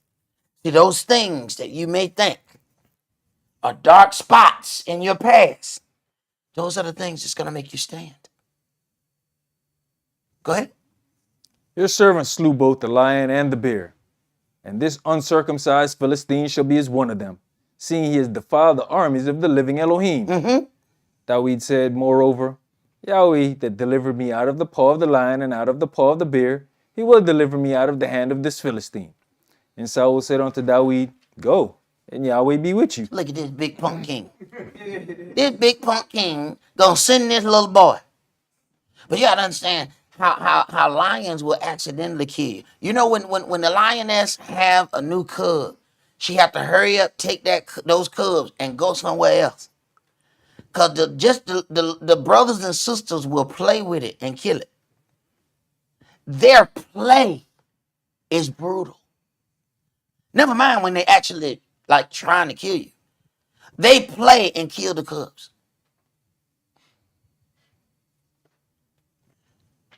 So his resolve in himself is sound. It is sure. But it's confusion to everybody else that's around him. He was a little boy. Go ahead. And Saul armed David with his armor, and he put on a helmet of brass upon his head. Also he armed him with a coat of mail. Look at this big punk king. He gonna give this little boy these man-sized weapons. They probably dragging off the little boy. Go ahead. And David girded his sword upon his armor, and he essayed to go, for he had not proved it. And David said unto Saul, I cannot go with these. I can't go with this. See, this is what Yahweh is saying about us. Oh man, look at you. You a fine individual. I heard you got a degree in this. I heard you got a degree in that. But I can't go with you. Because I ain't proved you. See, I ain't seen how you gonna act in the midst of turmoil. Go ahead. For I have not proved them. And David put them off him. Now, the king got the best helmet. He got the best coat of mail. He has the best sword. But David ain't proved it. I have not seen this stuff work. I got something I know work. I have proved it. Now, to you, it might not be the best of weaponry, but I have mastered how to operate it. Has your master had the opportunity to master how to operate you? If not, he can't go with you. I don't care what your accolades are. I don't care what your bank account say. I don't care how rich you are. I don't care the accomplishments you got. Has he proved you? Go ahead. And he took his staff in his hand, and chose him 5 smooth stones out of the brook, and put them into a shepherd's bag which he had, even in a scrip. And his sling was in his hand, and he drew near to the Philistine. And the Philistine came on and drew near unto David. And the man that bare the shield went before him. And when the Philistine looked about and saw David, he disdained him, for he was but a youth and ruddy and of a fair countenance. You see, when it comes down to war, being good looking is a minus. See, when people looking for a fight, the last one they look for is the big ugly dude. Nobody want to fight the ugly dude. Like, man, he looked like he can fight. I mean, his face is fighting me already. I'm not wanting to go against this individual. Look at this dude. He looks at him and it's disdain. I know this Shapriti ain't coming up here to fight me. He should be playing T with my daughter. But he gonna come and this is where mistakes start happening. Go ahead. And the Philistine said unto David, Am I a dog that you come to me with staves? You came with me with rocks, man. They throw rocks at a dog. I'm a soldier, man. Go ahead. And the Philistine cursed David by his gods. And the Philistine said to David, Come to me, and I'll give your flesh unto the fowls of the air and to the beasts of the field. Then said David to the Philistine, You come to me with a sword, and with a spear, and with a shield. But I come to you in the name of Yahweh of hosts, the El of the armies of Israel, whom you have defiled. Wait a minute. This big talk for the little man. This is big talk coming out of a little bitty little boy. Go ahead. This day will Yahweh deliver you into my hand, and I'll smite you, and take your head from you, and I'll give the carcass of the host of the Philistines this day unto the fowls of the air, and to the wild beasts of the earth, that all the earth may know that there is an El in Israel. Now, wait a minute. Now, you see why Yahweh would want this little boy. The confidence in this fella right here, it's off the chart. But you kind of understand why his brother said, I know your pride, little arrogant self. He down there talking big talk. Go ahead. That talk so big, he said, I'm going to kill you and the whole army. Hey, Not just hey, you. hey, look. But you have to understand, when the Spirit is with someone, he speaks of prophecy, and Yahweh will make the prophecy follow his words. He said, I'm going to take your head from you. He ain't got no sword. Okay, keep reading. I ain't never seen a head come off from a rock. All right, go ahead. And all this assembly shall know that Yahweh saves not with sword and spear. For the battle is Yahweh's, and he will give you into our hands. He will give. He is automatically giving Yahweh credit before the victory. And we can't figure out why he's victorious. Go ahead. And when it came to pass, when the Philistine arose and came and drew near to meet David, that David hasted and ran toward the army to meet the Philistine. Now, David running toward him, everybody else ran from the Philistine. He is doing everything opposite of what all the men of war have done. Go ahead. And David put his hand in his bag and took thence a stone and slang it and smote the Philistine in his forehead. Now, here's where you in our mind, we picture this, that David is sitting stationary and he's throwing his rock. But he's moving. So much, in fact, that you have to wonder, is the Philistine more focused on his movement than that rock that's flying at his head? See, you read something and you picture it one way. He's running toward them and then slings the stone. He's not standing. Go ahead. That the stone sunk into his forehead, and he fell upon his face to the earth. So David prevailed over the Philistine with a sling and with a stone, and smote the Philistine and slew him.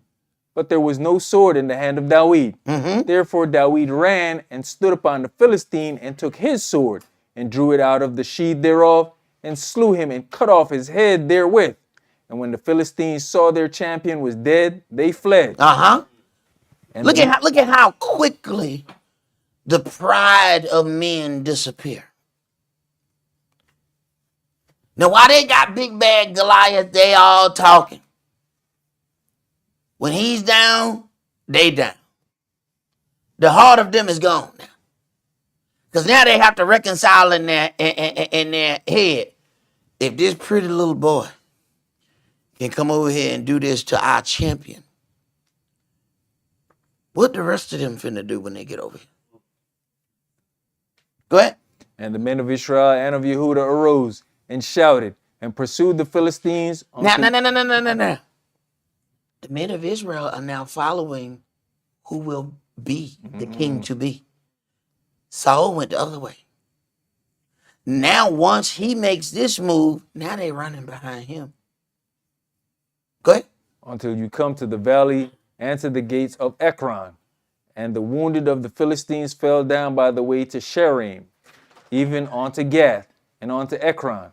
And the children of Israel returned from chasing after the Philistines, and they spoiled their tents. And David took the head of the Philistine and brought it to Jerusalem, but he put his armor in his tent. Now, he has gotten some very valuable armor that has to be,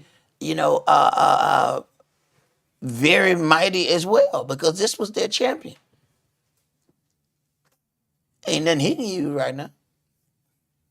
He can barely even pick that stuff up. He probably took everything in him to use that one time. You can't just walk around with that. But his faith helped Yahweh be with him. And he wasn't worried because he had already auditioned for it. And he was successful in his audition. So he knew that he was going to be successful when this came. He never had a doubt in him. But I guarantee you, he wasn't asking, today I hope a lion come at me or try to take one of the sheep and I have to fight it. I guarantee you. See, we have this thing where we think, Yahweh, oh, Yahweh, I thank you for my car. I thank you for my house. I thank you for my spouse. You know what we don't do? Yahweh, you know, I thank you for that time I was in Walmart and I was talking too much and I got hit in my mouth. You know, Yahweh, I thank you that time I lost control of the car.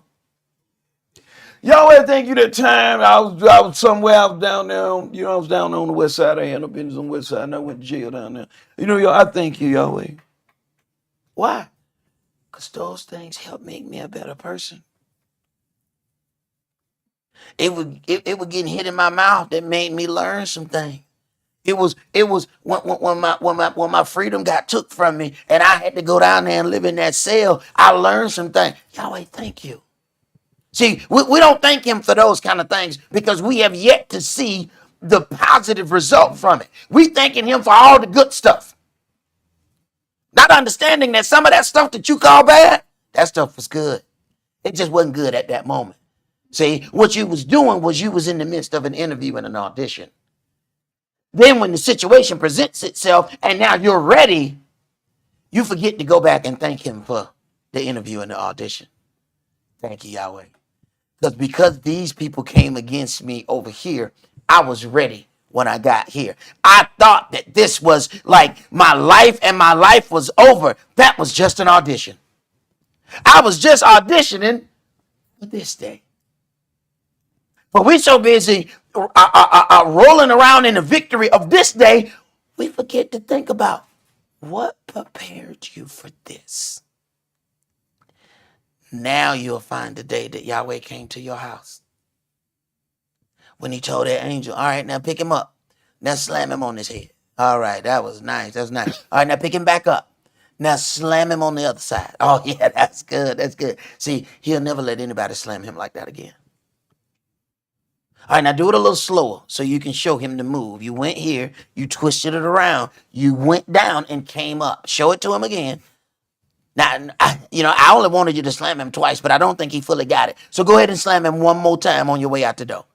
All right, good. All right, now he got that. Anybody who moves toward him like that again is going to feel the wrath. We forget to go back and thank him for that audition. Brother, did you finish that? Yes. Let's go to Job chapter 1.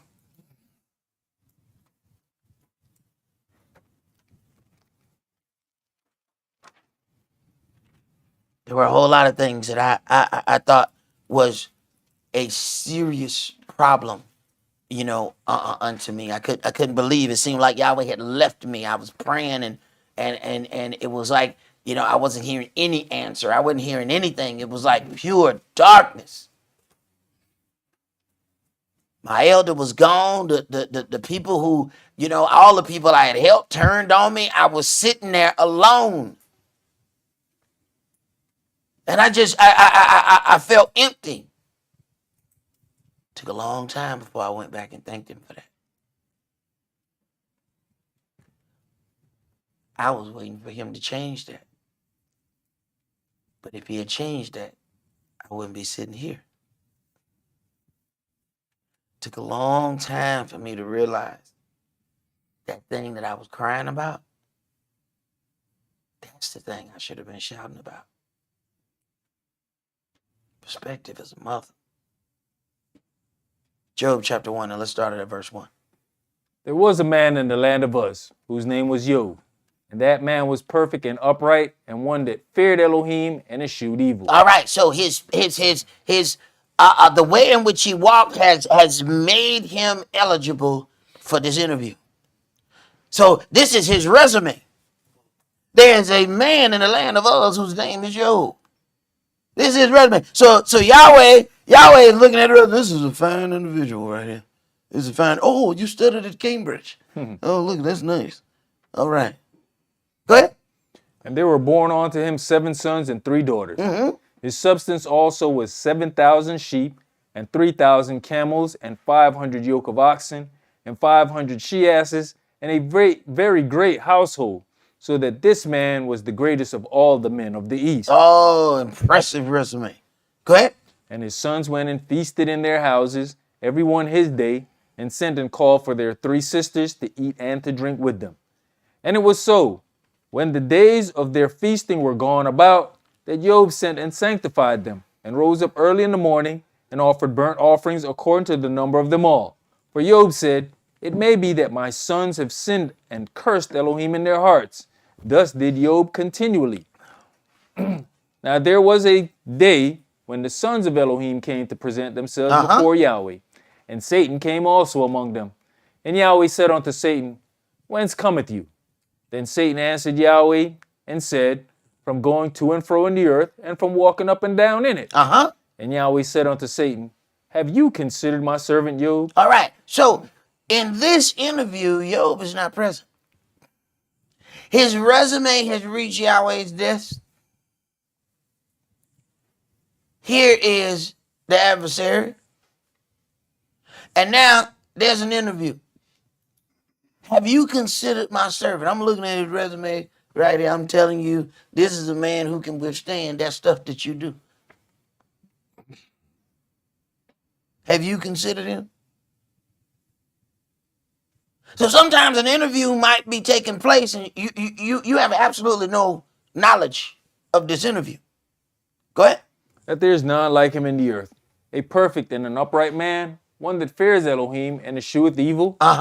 Then Satan answered Yahweh and said, does Job fear Elohim for naught? So now there's a negotiation at this interview. Go ahead. Have not you made a hedge about him and about his house and about all that he has on every side? You have blessed the work of his hands, and his substance is increased in the land. Right. Now, the adversary, the devil, is not confused as to how the hedge was around about his house. He knows that that hedge is a hedge that I cannot pass. It is a hedge of protection round about his house. Go ahead. But put forth your hand now, and touch all that he has, and he will curse you to your face. And Yahweh said unto Satan, behold, all that he has is in your power, only upon himself put not forth your hand. So Satan went forth from the presence of Yahweh. So the hedge was removed so he could make his assault. Go ahead. And there was a day when his sons and his daughters were eating and drinking wine in their eldest brother's house. And there came a messenger unto Job and said, the oxen were plowing and the asses feeding beside them. And the Sabaeans fell upon them and took them away. Yea, they have slain the servants with the edge of the sword, and I only am escaped alone to tell you. While he was yet speaking, there came also another, and said, the fire of Elohim is fallen from heaven, and has burnt up the sheep and the servants, and consumed them, and I only am escaped alone to tell you. While he was yet speaking, there came also another, and said, the Chaldeans made out 3 bands, and fell upon the camels, and have carried them away, yea, and slain the servants with the edge of the sword, and I only am escaped alone to tell you. So then these things are coming back to back. Verse 16, while he was yet speaking, there came also another and said, the fire of Elohim from heaven has burnt up the sheep. We understand and know that that was Lucifer. Now, how many people are going to be moved at the end times when they see fire come out of heaven and they said, oh, God has done such and such? Go ahead. While he was yet speaking, there came also another, and said, your sons and your daughters were eating and drinking wine in their eldest brother's house. And, behold, there came a great wind from the wilderness, and smote the 4 corners of the house, and it fell upon the young men, and they are dead. And I only am escaped alone to tell you.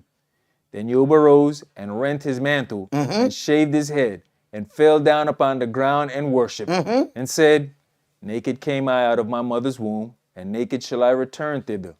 Yahweh gave, and Yahweh has taken away. Blessed be the name of Yahweh. How many of us would have the power to do that? he has lost a great deal. And his words were, blessed be the name of Yahweh. But because Yahweh had already examined his resume, he said, no, I believe if you come against him, that he still is going to do these things. Go ahead. In all this, Job sinned not, nor charged Elohim foolishly. Right. And we know that this then is just the beginning of a lot of turmoil going forth in Job's life. But we also understand that he was able to do everything that he needed to do in his audition, and he played his part almost flawlessly, but he definitely got his Oscar in the end. Let's go to Zechariah chapter 3.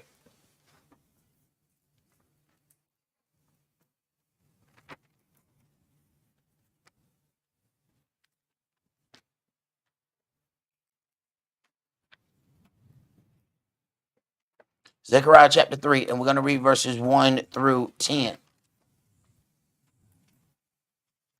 And he showed me Yahshua the high priest standing before the angel of Yahweh, and Satan standing at his right hand to resist him. And Yahweh said unto Satan, Yahweh rebuke you, O Satan, even Yahweh that has chosen Jerusalem rebuke you. Is not this a brand plucked out of the fire?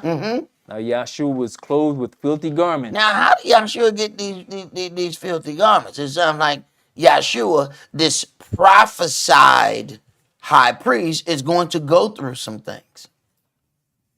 Go ahead. And stood before the angel. And he answered and spake unto those that stood before him, saying, Take away the filthy garment from him. And unto him he said, Behold, I have caused your lawlessness to pass from you, and I'll clothe you with a change of raiment.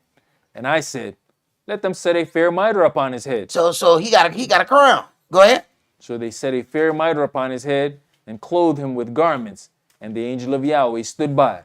And the angel of Yahweh protested unto Yahshua, saying, Thus says Yahweh of hosts, If you will walk in my ways, and if you will keep my charge, then you shall also judge my house, and shall also keep my courts, and I'll give you places to walk among these that stand by.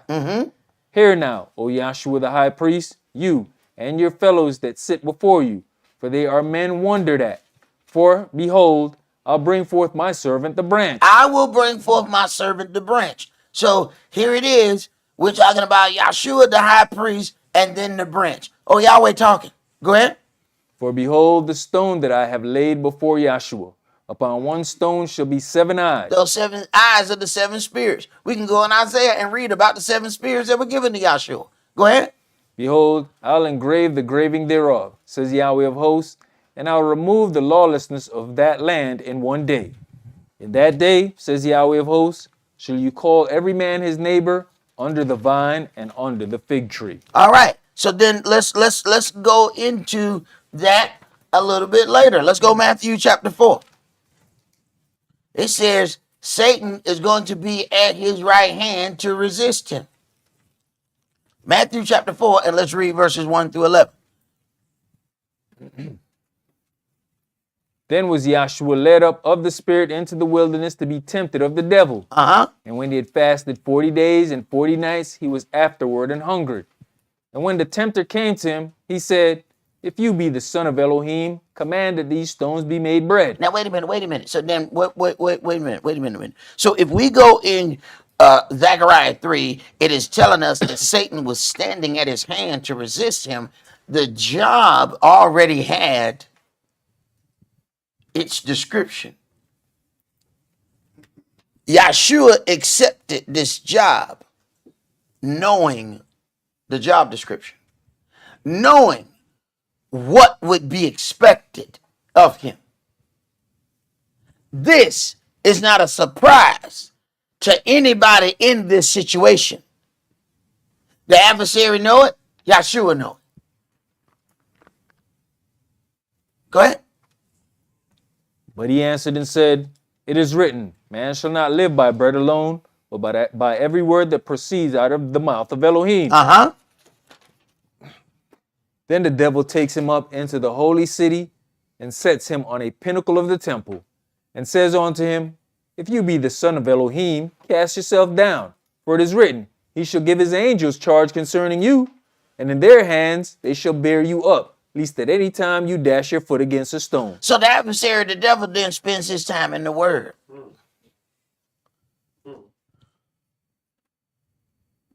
He was able to use the word to question Yahshua to get him to move in an unapproved way.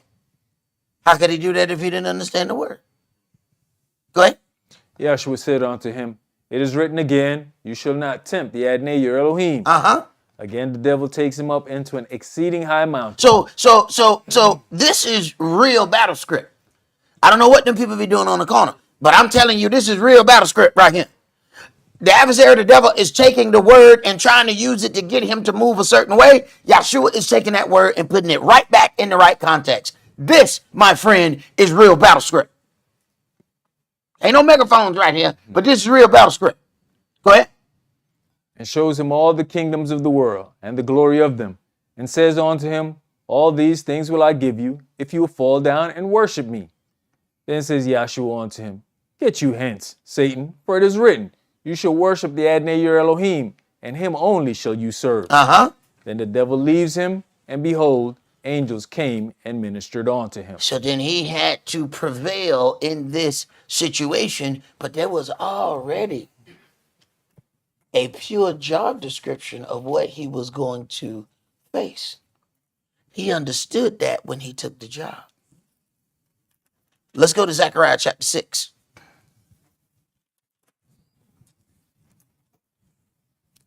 Zechariah chapter 6, and we're going to read verses 9 through 13.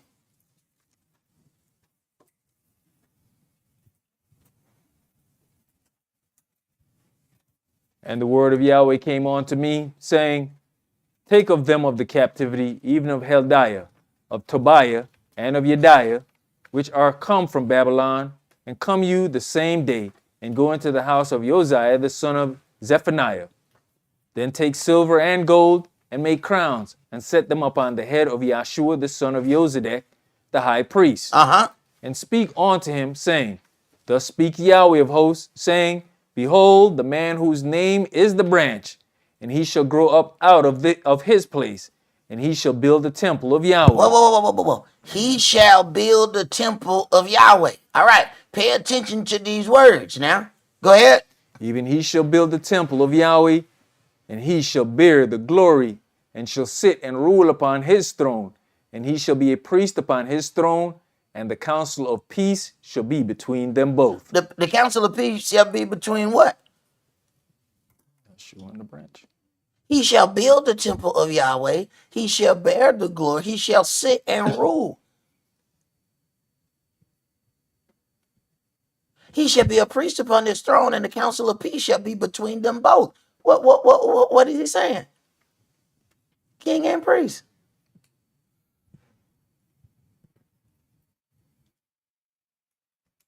He shall sit and rule on the throne. That's kingship.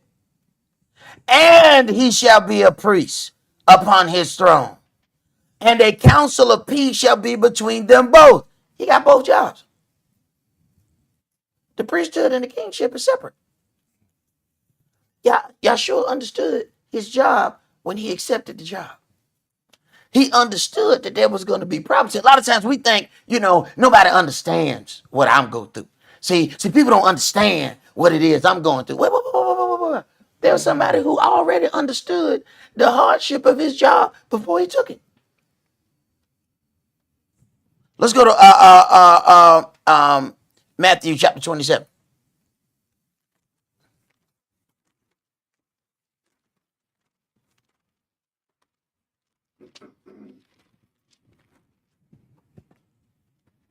Matthew chapter 27, and let's start that at verse 15. Now at that feast, So you have these filthy garments that's taken away, and then put the mitre on. We had in Zechariah 3. Now we find that this crown is then placed. All right, you're gonna have to earn your crown. So you earn your seat. All right, Matthew 27 and verse 15. But it's interesting because here it's flip-flopped. The future part is given to us in the prophecy, and then you find the part where he earns this later on. Matthew 27 verse 15. Now at that feast, the governor was wont to release unto the people a prisoner whom they would. And they had then a notable prisoner called Barabbas. Therefore, when they were gathered together, Pilate said unto them, Whom will you that I release unto you, Barabbas or Yeshua, which is called the Anointed One? For he knew that for envy they had delivered him. When he was set down on the judgment seat, his wife sent unto him, saying, Have you nothing to do with that just man? For I have suffered many things this day in a dream because of him. But the chief priests and elders persuaded the multitude that they should ask Barabbas and destroy Yeshua. The governor answered and said unto them, Whether of the two will you that I release unto you? They said, Barabbas. Right. They have picked a stone cold murderer over Yeshua. Go ahead. Pilate says unto them, What shall I do then with Yeshua, which is called Mashiach? They all say unto him, Let him be crucified. And the governor said, Why? What evil has he done? But they cried out the more, saying, Let him be crucified. When Pilate saw that he could not prevail nothing, but that rather a tumult was made, he took water and washed his hands before the multitude, saying, I am innocent of the blood of this just person. See you to it. Then answered all the people and said, His blood be on us and on our children. They don't even know what they're saying. They don't know what they're saying. But you see what happened when you're in the heat of the moment, you end up speaking some things and don't realize that you are speaking prophecy upon yourself. Go ahead. Then released he Barabbas unto them. And when he had scourged Yeshua, he delivered him to be crucified. Then the soldiers of the governor took Yeshua into the common hall and gathered unto him the whole band of soldiers. Now, this is where people get off into their things and don't understand that they are also fulfilling prophecy. Go ahead. And they stripped him and put on him a scarlet robe. Now it's time to mock him. Go ahead. And when they had platted a crown of thorns. Wait a minute. A crown of thorns. Okay, see, this is how he earned that gold one. This is how he earned that silver one. See, although the glorious crown was mentioned in the Old Testament, it's giving you the future part. This is how he gonna earn that. Although it's talked about in the Old, it's earned in the New. Go ahead. They put it upon his head and a reed in his right hand. And they bowed the knee before him and mocked him, saying, Hail, King of the Yehudims. And they spit upon him and took the reed and smote him on the head. Right. See, we think that we ought to just be given a position and a place without earning it. Yet, our master had to earn every bit of his crown. And you think somebody just going to give you your seat because you got here early. You thought that seat was yours because you pulled up in the parking lot before other people?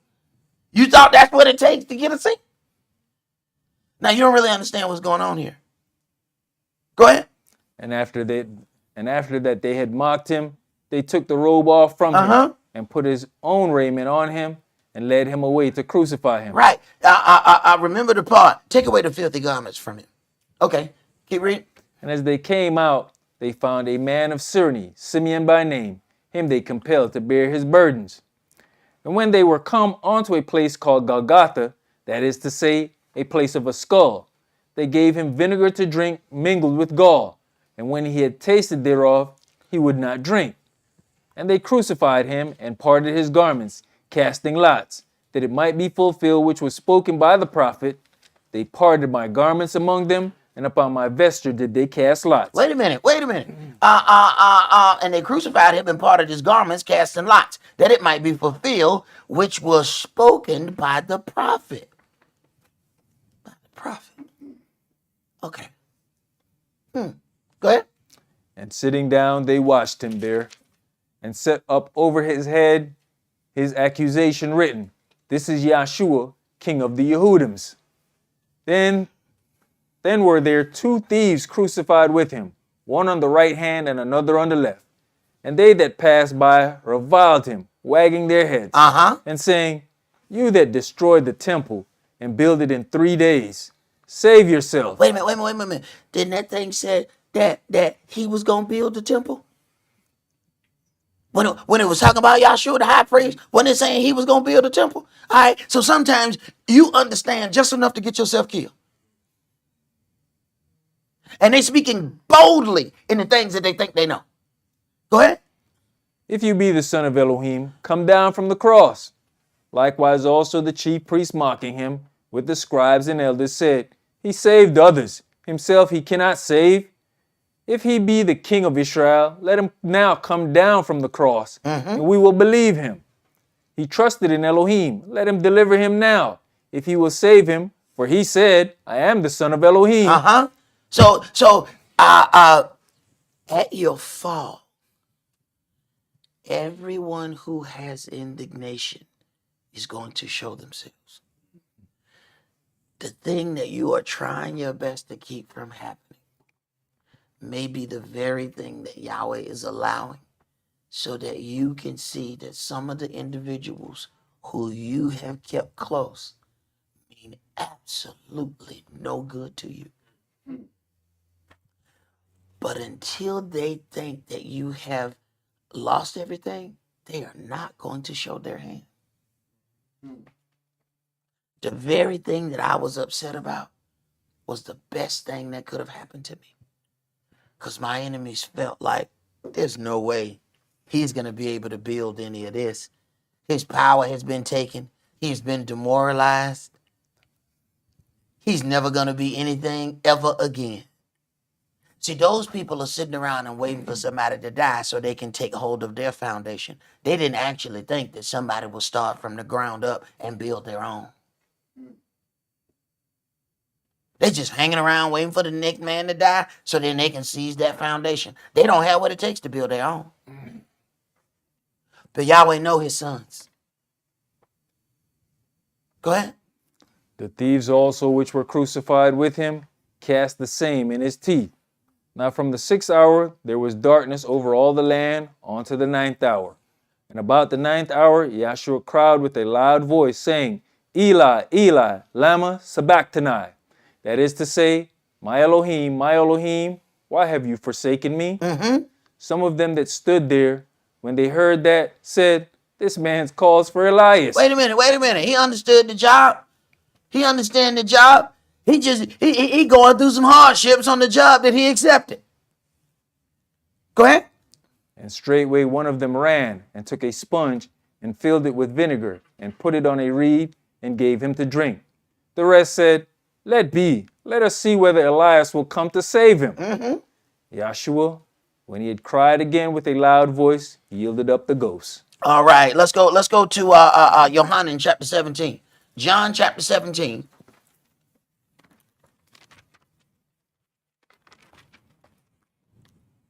See, Yahshua said right off the rip, to sit at my left and my right hand is not mine to give.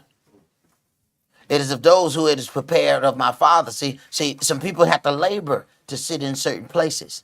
See, your seat is not defined by how many times you say, holy, holy, holy. John chapter 17, and let's start that at verse 1. These words spake Yahshua, and lifted up his eyes to heaven, and said, Father, the hour is come.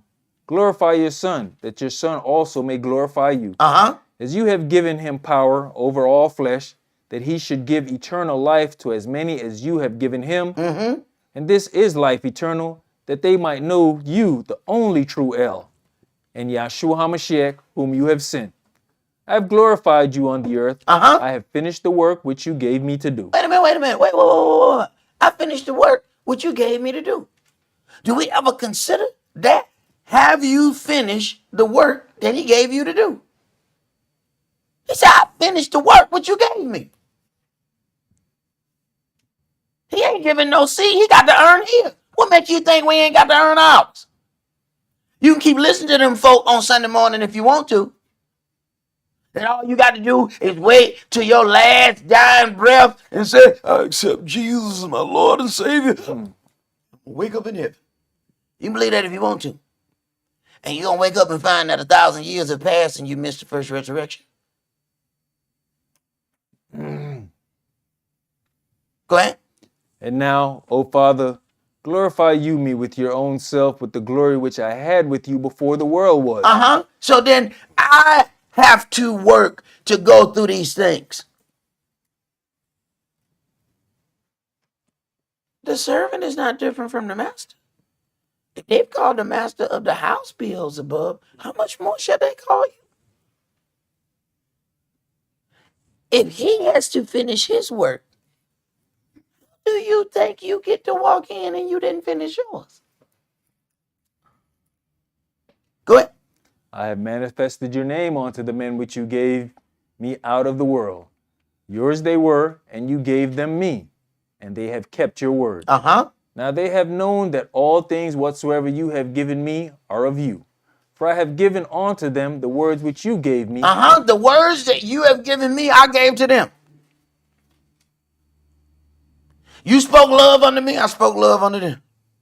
You hurt my feelings, I hurt their feelings. Whatever you told me, I told them. If their feelings hurt, you hurt it.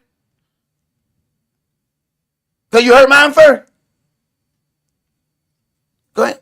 And they have received them, and have known surely that I came out from you, and they have believed that you did send me.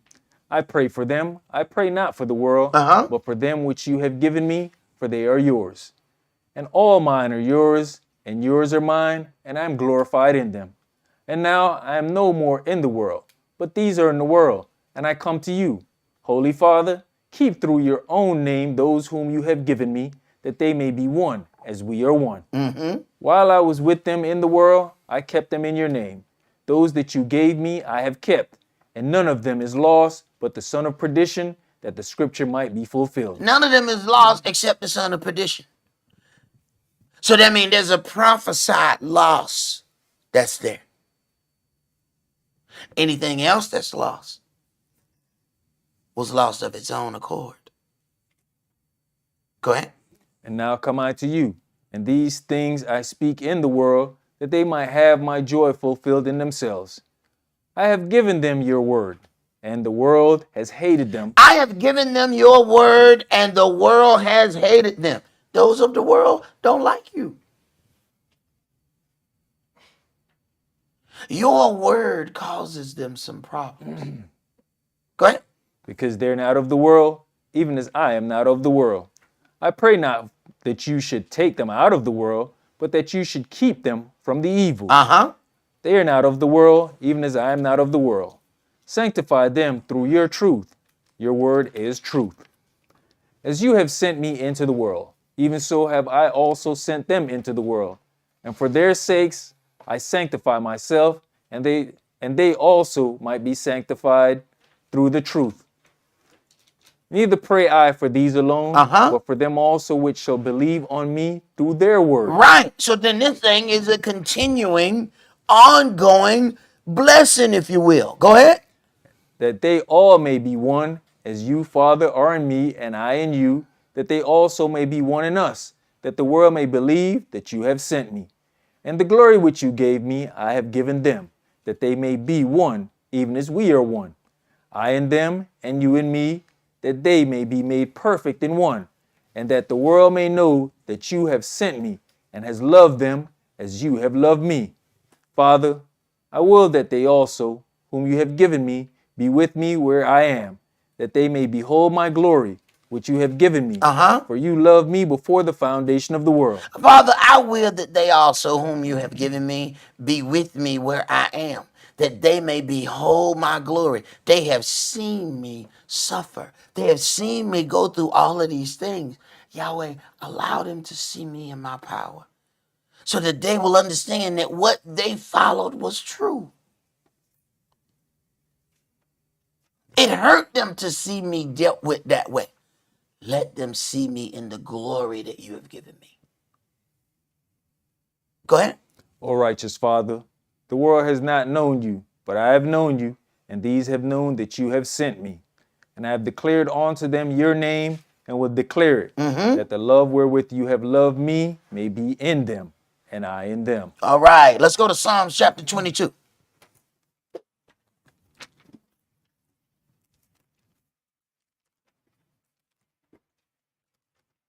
There was a part when it says, it was written in the law, or the prophet said.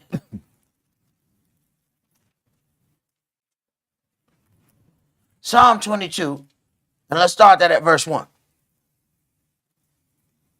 My Elohim, why have you forsaken me? Read that again. My Elohim, why have you forsaken me? Eli, lama sabachthani.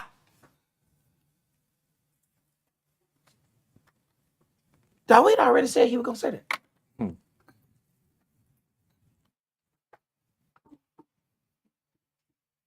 You got to play the part according to the script. Well, you know what he going to say? This is the prophet said that. Well, wait a minute. Now, he had an official job as a king. They said the prophet said it. We said, look here, man, Psalms ain't no law. Psalms is songs and poems. Wait a minute now. Wait a minute. We got some issues now. We got some issues. So David is writing a poem, and he's saying what Yahshua gonna say. Oh no, we getting somewhere now. Now, what did Yahweh have to do to David to make him say what Yahshua was gonna say? Now, you can read this, and because it don't automatically say the other part, my Elohim, why have you forsaken me? You don't see right away. Eli, lama sabachthani. That's what was said. That's what was said that he was going to say. Keep reading. Why are you so far from helping me and from the words of my roaring? O my Elohim, I cry in the daytime, but you heareth not, and in the night season, and I am not silent. But you are holy, O you that inhabiteth the praises of Israel. Our fathers trusted in you. They trusted, and you did deliver them. They cried unto you, and were delivered. They trusted in you, and were not confounded. But I am a worm, and no man, a reproach of men, and despised of the people. All they that see me laugh me to scorn. Wait a minute. These are all the things that Yahshua just went through. All right, we just read it. It was said in the old and confirmed in the new. He said they're gonna laugh at me. They mocking him. What did Yahweh make David go through so he could write this? Go ahead. They shoot out the lip, they shake the head, saying, he trusted in Yahweh, that he would deliver him. Let him deliver him, seeing he delighted in him. Ain't that what they just said? Let him come down, but let him see if Elijah gonna come and get it. Okay, go ahead. But you are he that took me out of the womb. You did make me hope when I was upon my mother's breast. I was cast upon you from the womb. You are my Elohim from my mother's belly. Be not far from me, for trouble is near, for there is none to help. Many bulls have compassed me, strong bulls of Bashan have beset me round. Right. They circled around Yahshua. They're punishing him. They're mocking him. They spit on him. They slapped him in the head. Go ahead. They gaped upon me with their mouths as a ravening and a roaring lion. Right. They spoke against him harshly. Go ahead. I am poured out like water, and all my bones are out of joint. My heart is like wax. It is melted in the midst of my bowels. My strength is dried up like a potsherd, and my tongue cleaveth to my jaws. And you have brought me into the dust of death. For dogs have compassed me. The assembly of the wicked have enclosed me.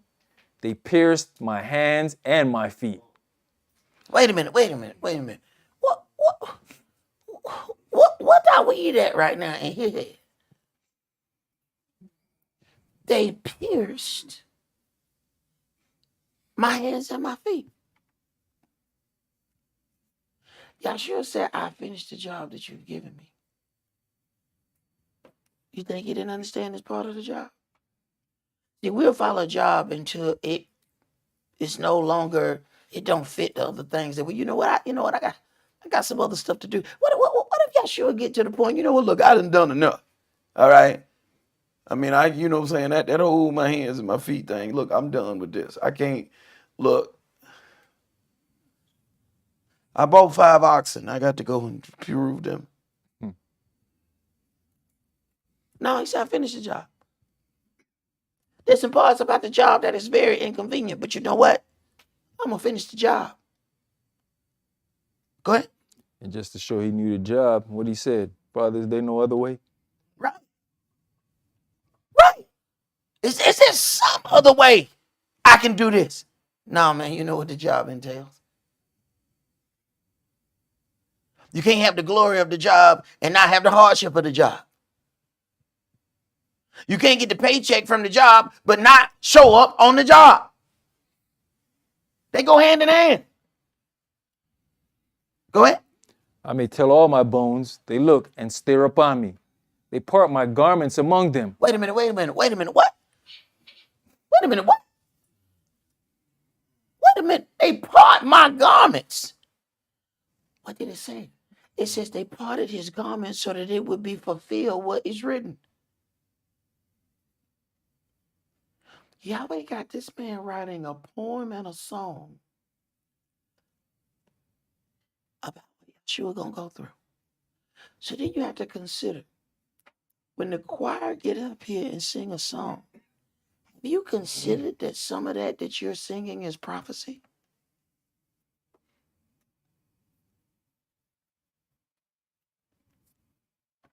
Read, Bruce. And cast lots upon my vesture. Cast lots upon my vesture.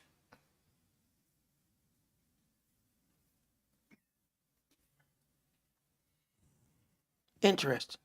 Did you finish that? Yes, verse 18. All right. Let us hear the conclusion of this matter. Let's go to Revelation chapter 5.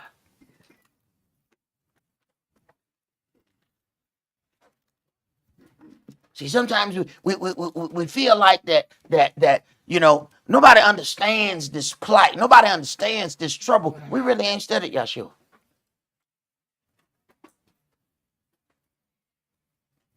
Yahweh didn't just give him his seat because he said, you know what, you my son, I love you.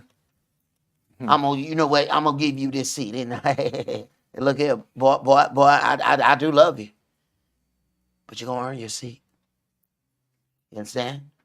I'm gonna let you sit right here, but I'm telling you, you're gonna earn this seat. And not one time did he see his son suffering and say, you know what, stop, cut. I know the script say that my son gonna be punished, but I couldn't watch no more of it. I'm gonna rewrite that part. And see, we think we showing our kids love as soon as they get ready to get disciplined, and we say, cut. I can't take it no more. I just let them go through it on their own time, and they'll eventually. I just can't. I can't. Yahweh said, stick to the script. Yeah, but Yahweh, what I tell you, stick to the script. But Yahweh, what we gonna have to do to your son? Stick to the script. Revelation chapter 5. Let's start that at verse 1. And I saw in the right hand of him that sat on the throne a book written within, and on the backside, sealed with 7 seals. And I saw a strong angel proclaiming with a loud voice, who is worthy to open the book and to loose the seals thereof? And no man in heaven or on earth, neither under the earth, was able to open the book, neither to look thereon. And I wept much, because no man was found worthy to open and to read the book, neither to look thereon. They says great things in this book, but we can't open it. Go ahead. And one of the elders says unto me. One of the elders. It's a situation here. They can't find nobody to open the book. And then somebody who's aged with dignity say, hold up. Go ahead. Weep not. Behold, the Lion of the tribe of Yehudah, the root of David, has prevailed to open the book and to loose the 7 seals thereof. Uh-huh. And I beheld, and lo, in the midst of the throne and of the 4 beasts, and in the midst of the elders, stood a lamb as it had been slain, having 7 horns and 7 eyes, which are the 7 spirits of Elohim sent forth into all the earth. Isn't that what they said they was gonna give to Yahshua the high priest? Mm-hmm. That's the same thing that Isaiah says about the 7 spirits. Here we go again. Yahshua understood the job description. Go ahead. And he came and took the book out of the right hand of him that sat upon the throne. Uh-huh. And when he had taken the book, the 4 beasts and 20 elders fell down before the Lamb, having every one of them harps and golden vials full of odors, which are the prayers of saints. Uh-huh. And they sung a new song, saying, You are worthy to take the book and to open the seals thereof, for you was slain, and has redeemed us to Elohim by your blood out of every kindred and tongue and people and nation. Wait a minute. So he earned his seat then. They said he was worthy to open the book because of his previous work. See, he earned his current seat in the kingdom based on the previous work that he did. What if he half did that work? It says, and they sung a new song saying, You are worthy to take the book. He's worthy, not because of anything that he is doing now. He's worthy because of the work that he did before. To open the seals thereof, for you were slain and has redeemed us to Elohim by your blood. It was the work he did then that provided the seat that he has now. So you just have to ask yourself, where you want to sit? Go ahead, Prince. You know, it says, You redeemed us to Elohim by your blood out of every kindred, every language, and people and nation. Uh-huh. Not just those that spoke Hebrew. Exactly. I don't know what. I tell you, man, those people cannot be reading this book. Or either they read this book with blindfolders on. Go ahead. And has made us unto our Elohim kings and priests, and we shall reign on the earth. Mm-hmm. And I beheld, and I heard the voice of many angels round about the throne, and the beast and the elders, and the number of them was 10,000 times 10,000, and thousands of thousands, saying with a loud voice, Worthy is the Lamb that was slain to receive power. Worthy is the Lamb that was slain to receive power. Now, what if he didn't finish that job? See, he had to earn his seat by the previous things. Your paycheck don't have what you did today on it. Some of y'all got paid Friday. Thursday work wasn't on there. Then you got paid Friday, but Thursday work wasn't on Friday check. Go ahead. And riches, and wisdom, and strength, and honor, and glory, and blessing. And every creature which is in heaven, and on the earth, and under the earth, and such as are in the sea, and all that are in them, heard I saying, Blessing and honor, and glory, and power be unto him that sits upon the throne, and unto the Lamb forever and ever. Mm-hmm. And the 4 beasts said, Amen. And the 24 elders fell down and worshiped him that lives forever and ever. Right, and he earned the right to sit there, which is why when it was said, grant to us that we shall sit on your left and right. No. You can't just get to sit there.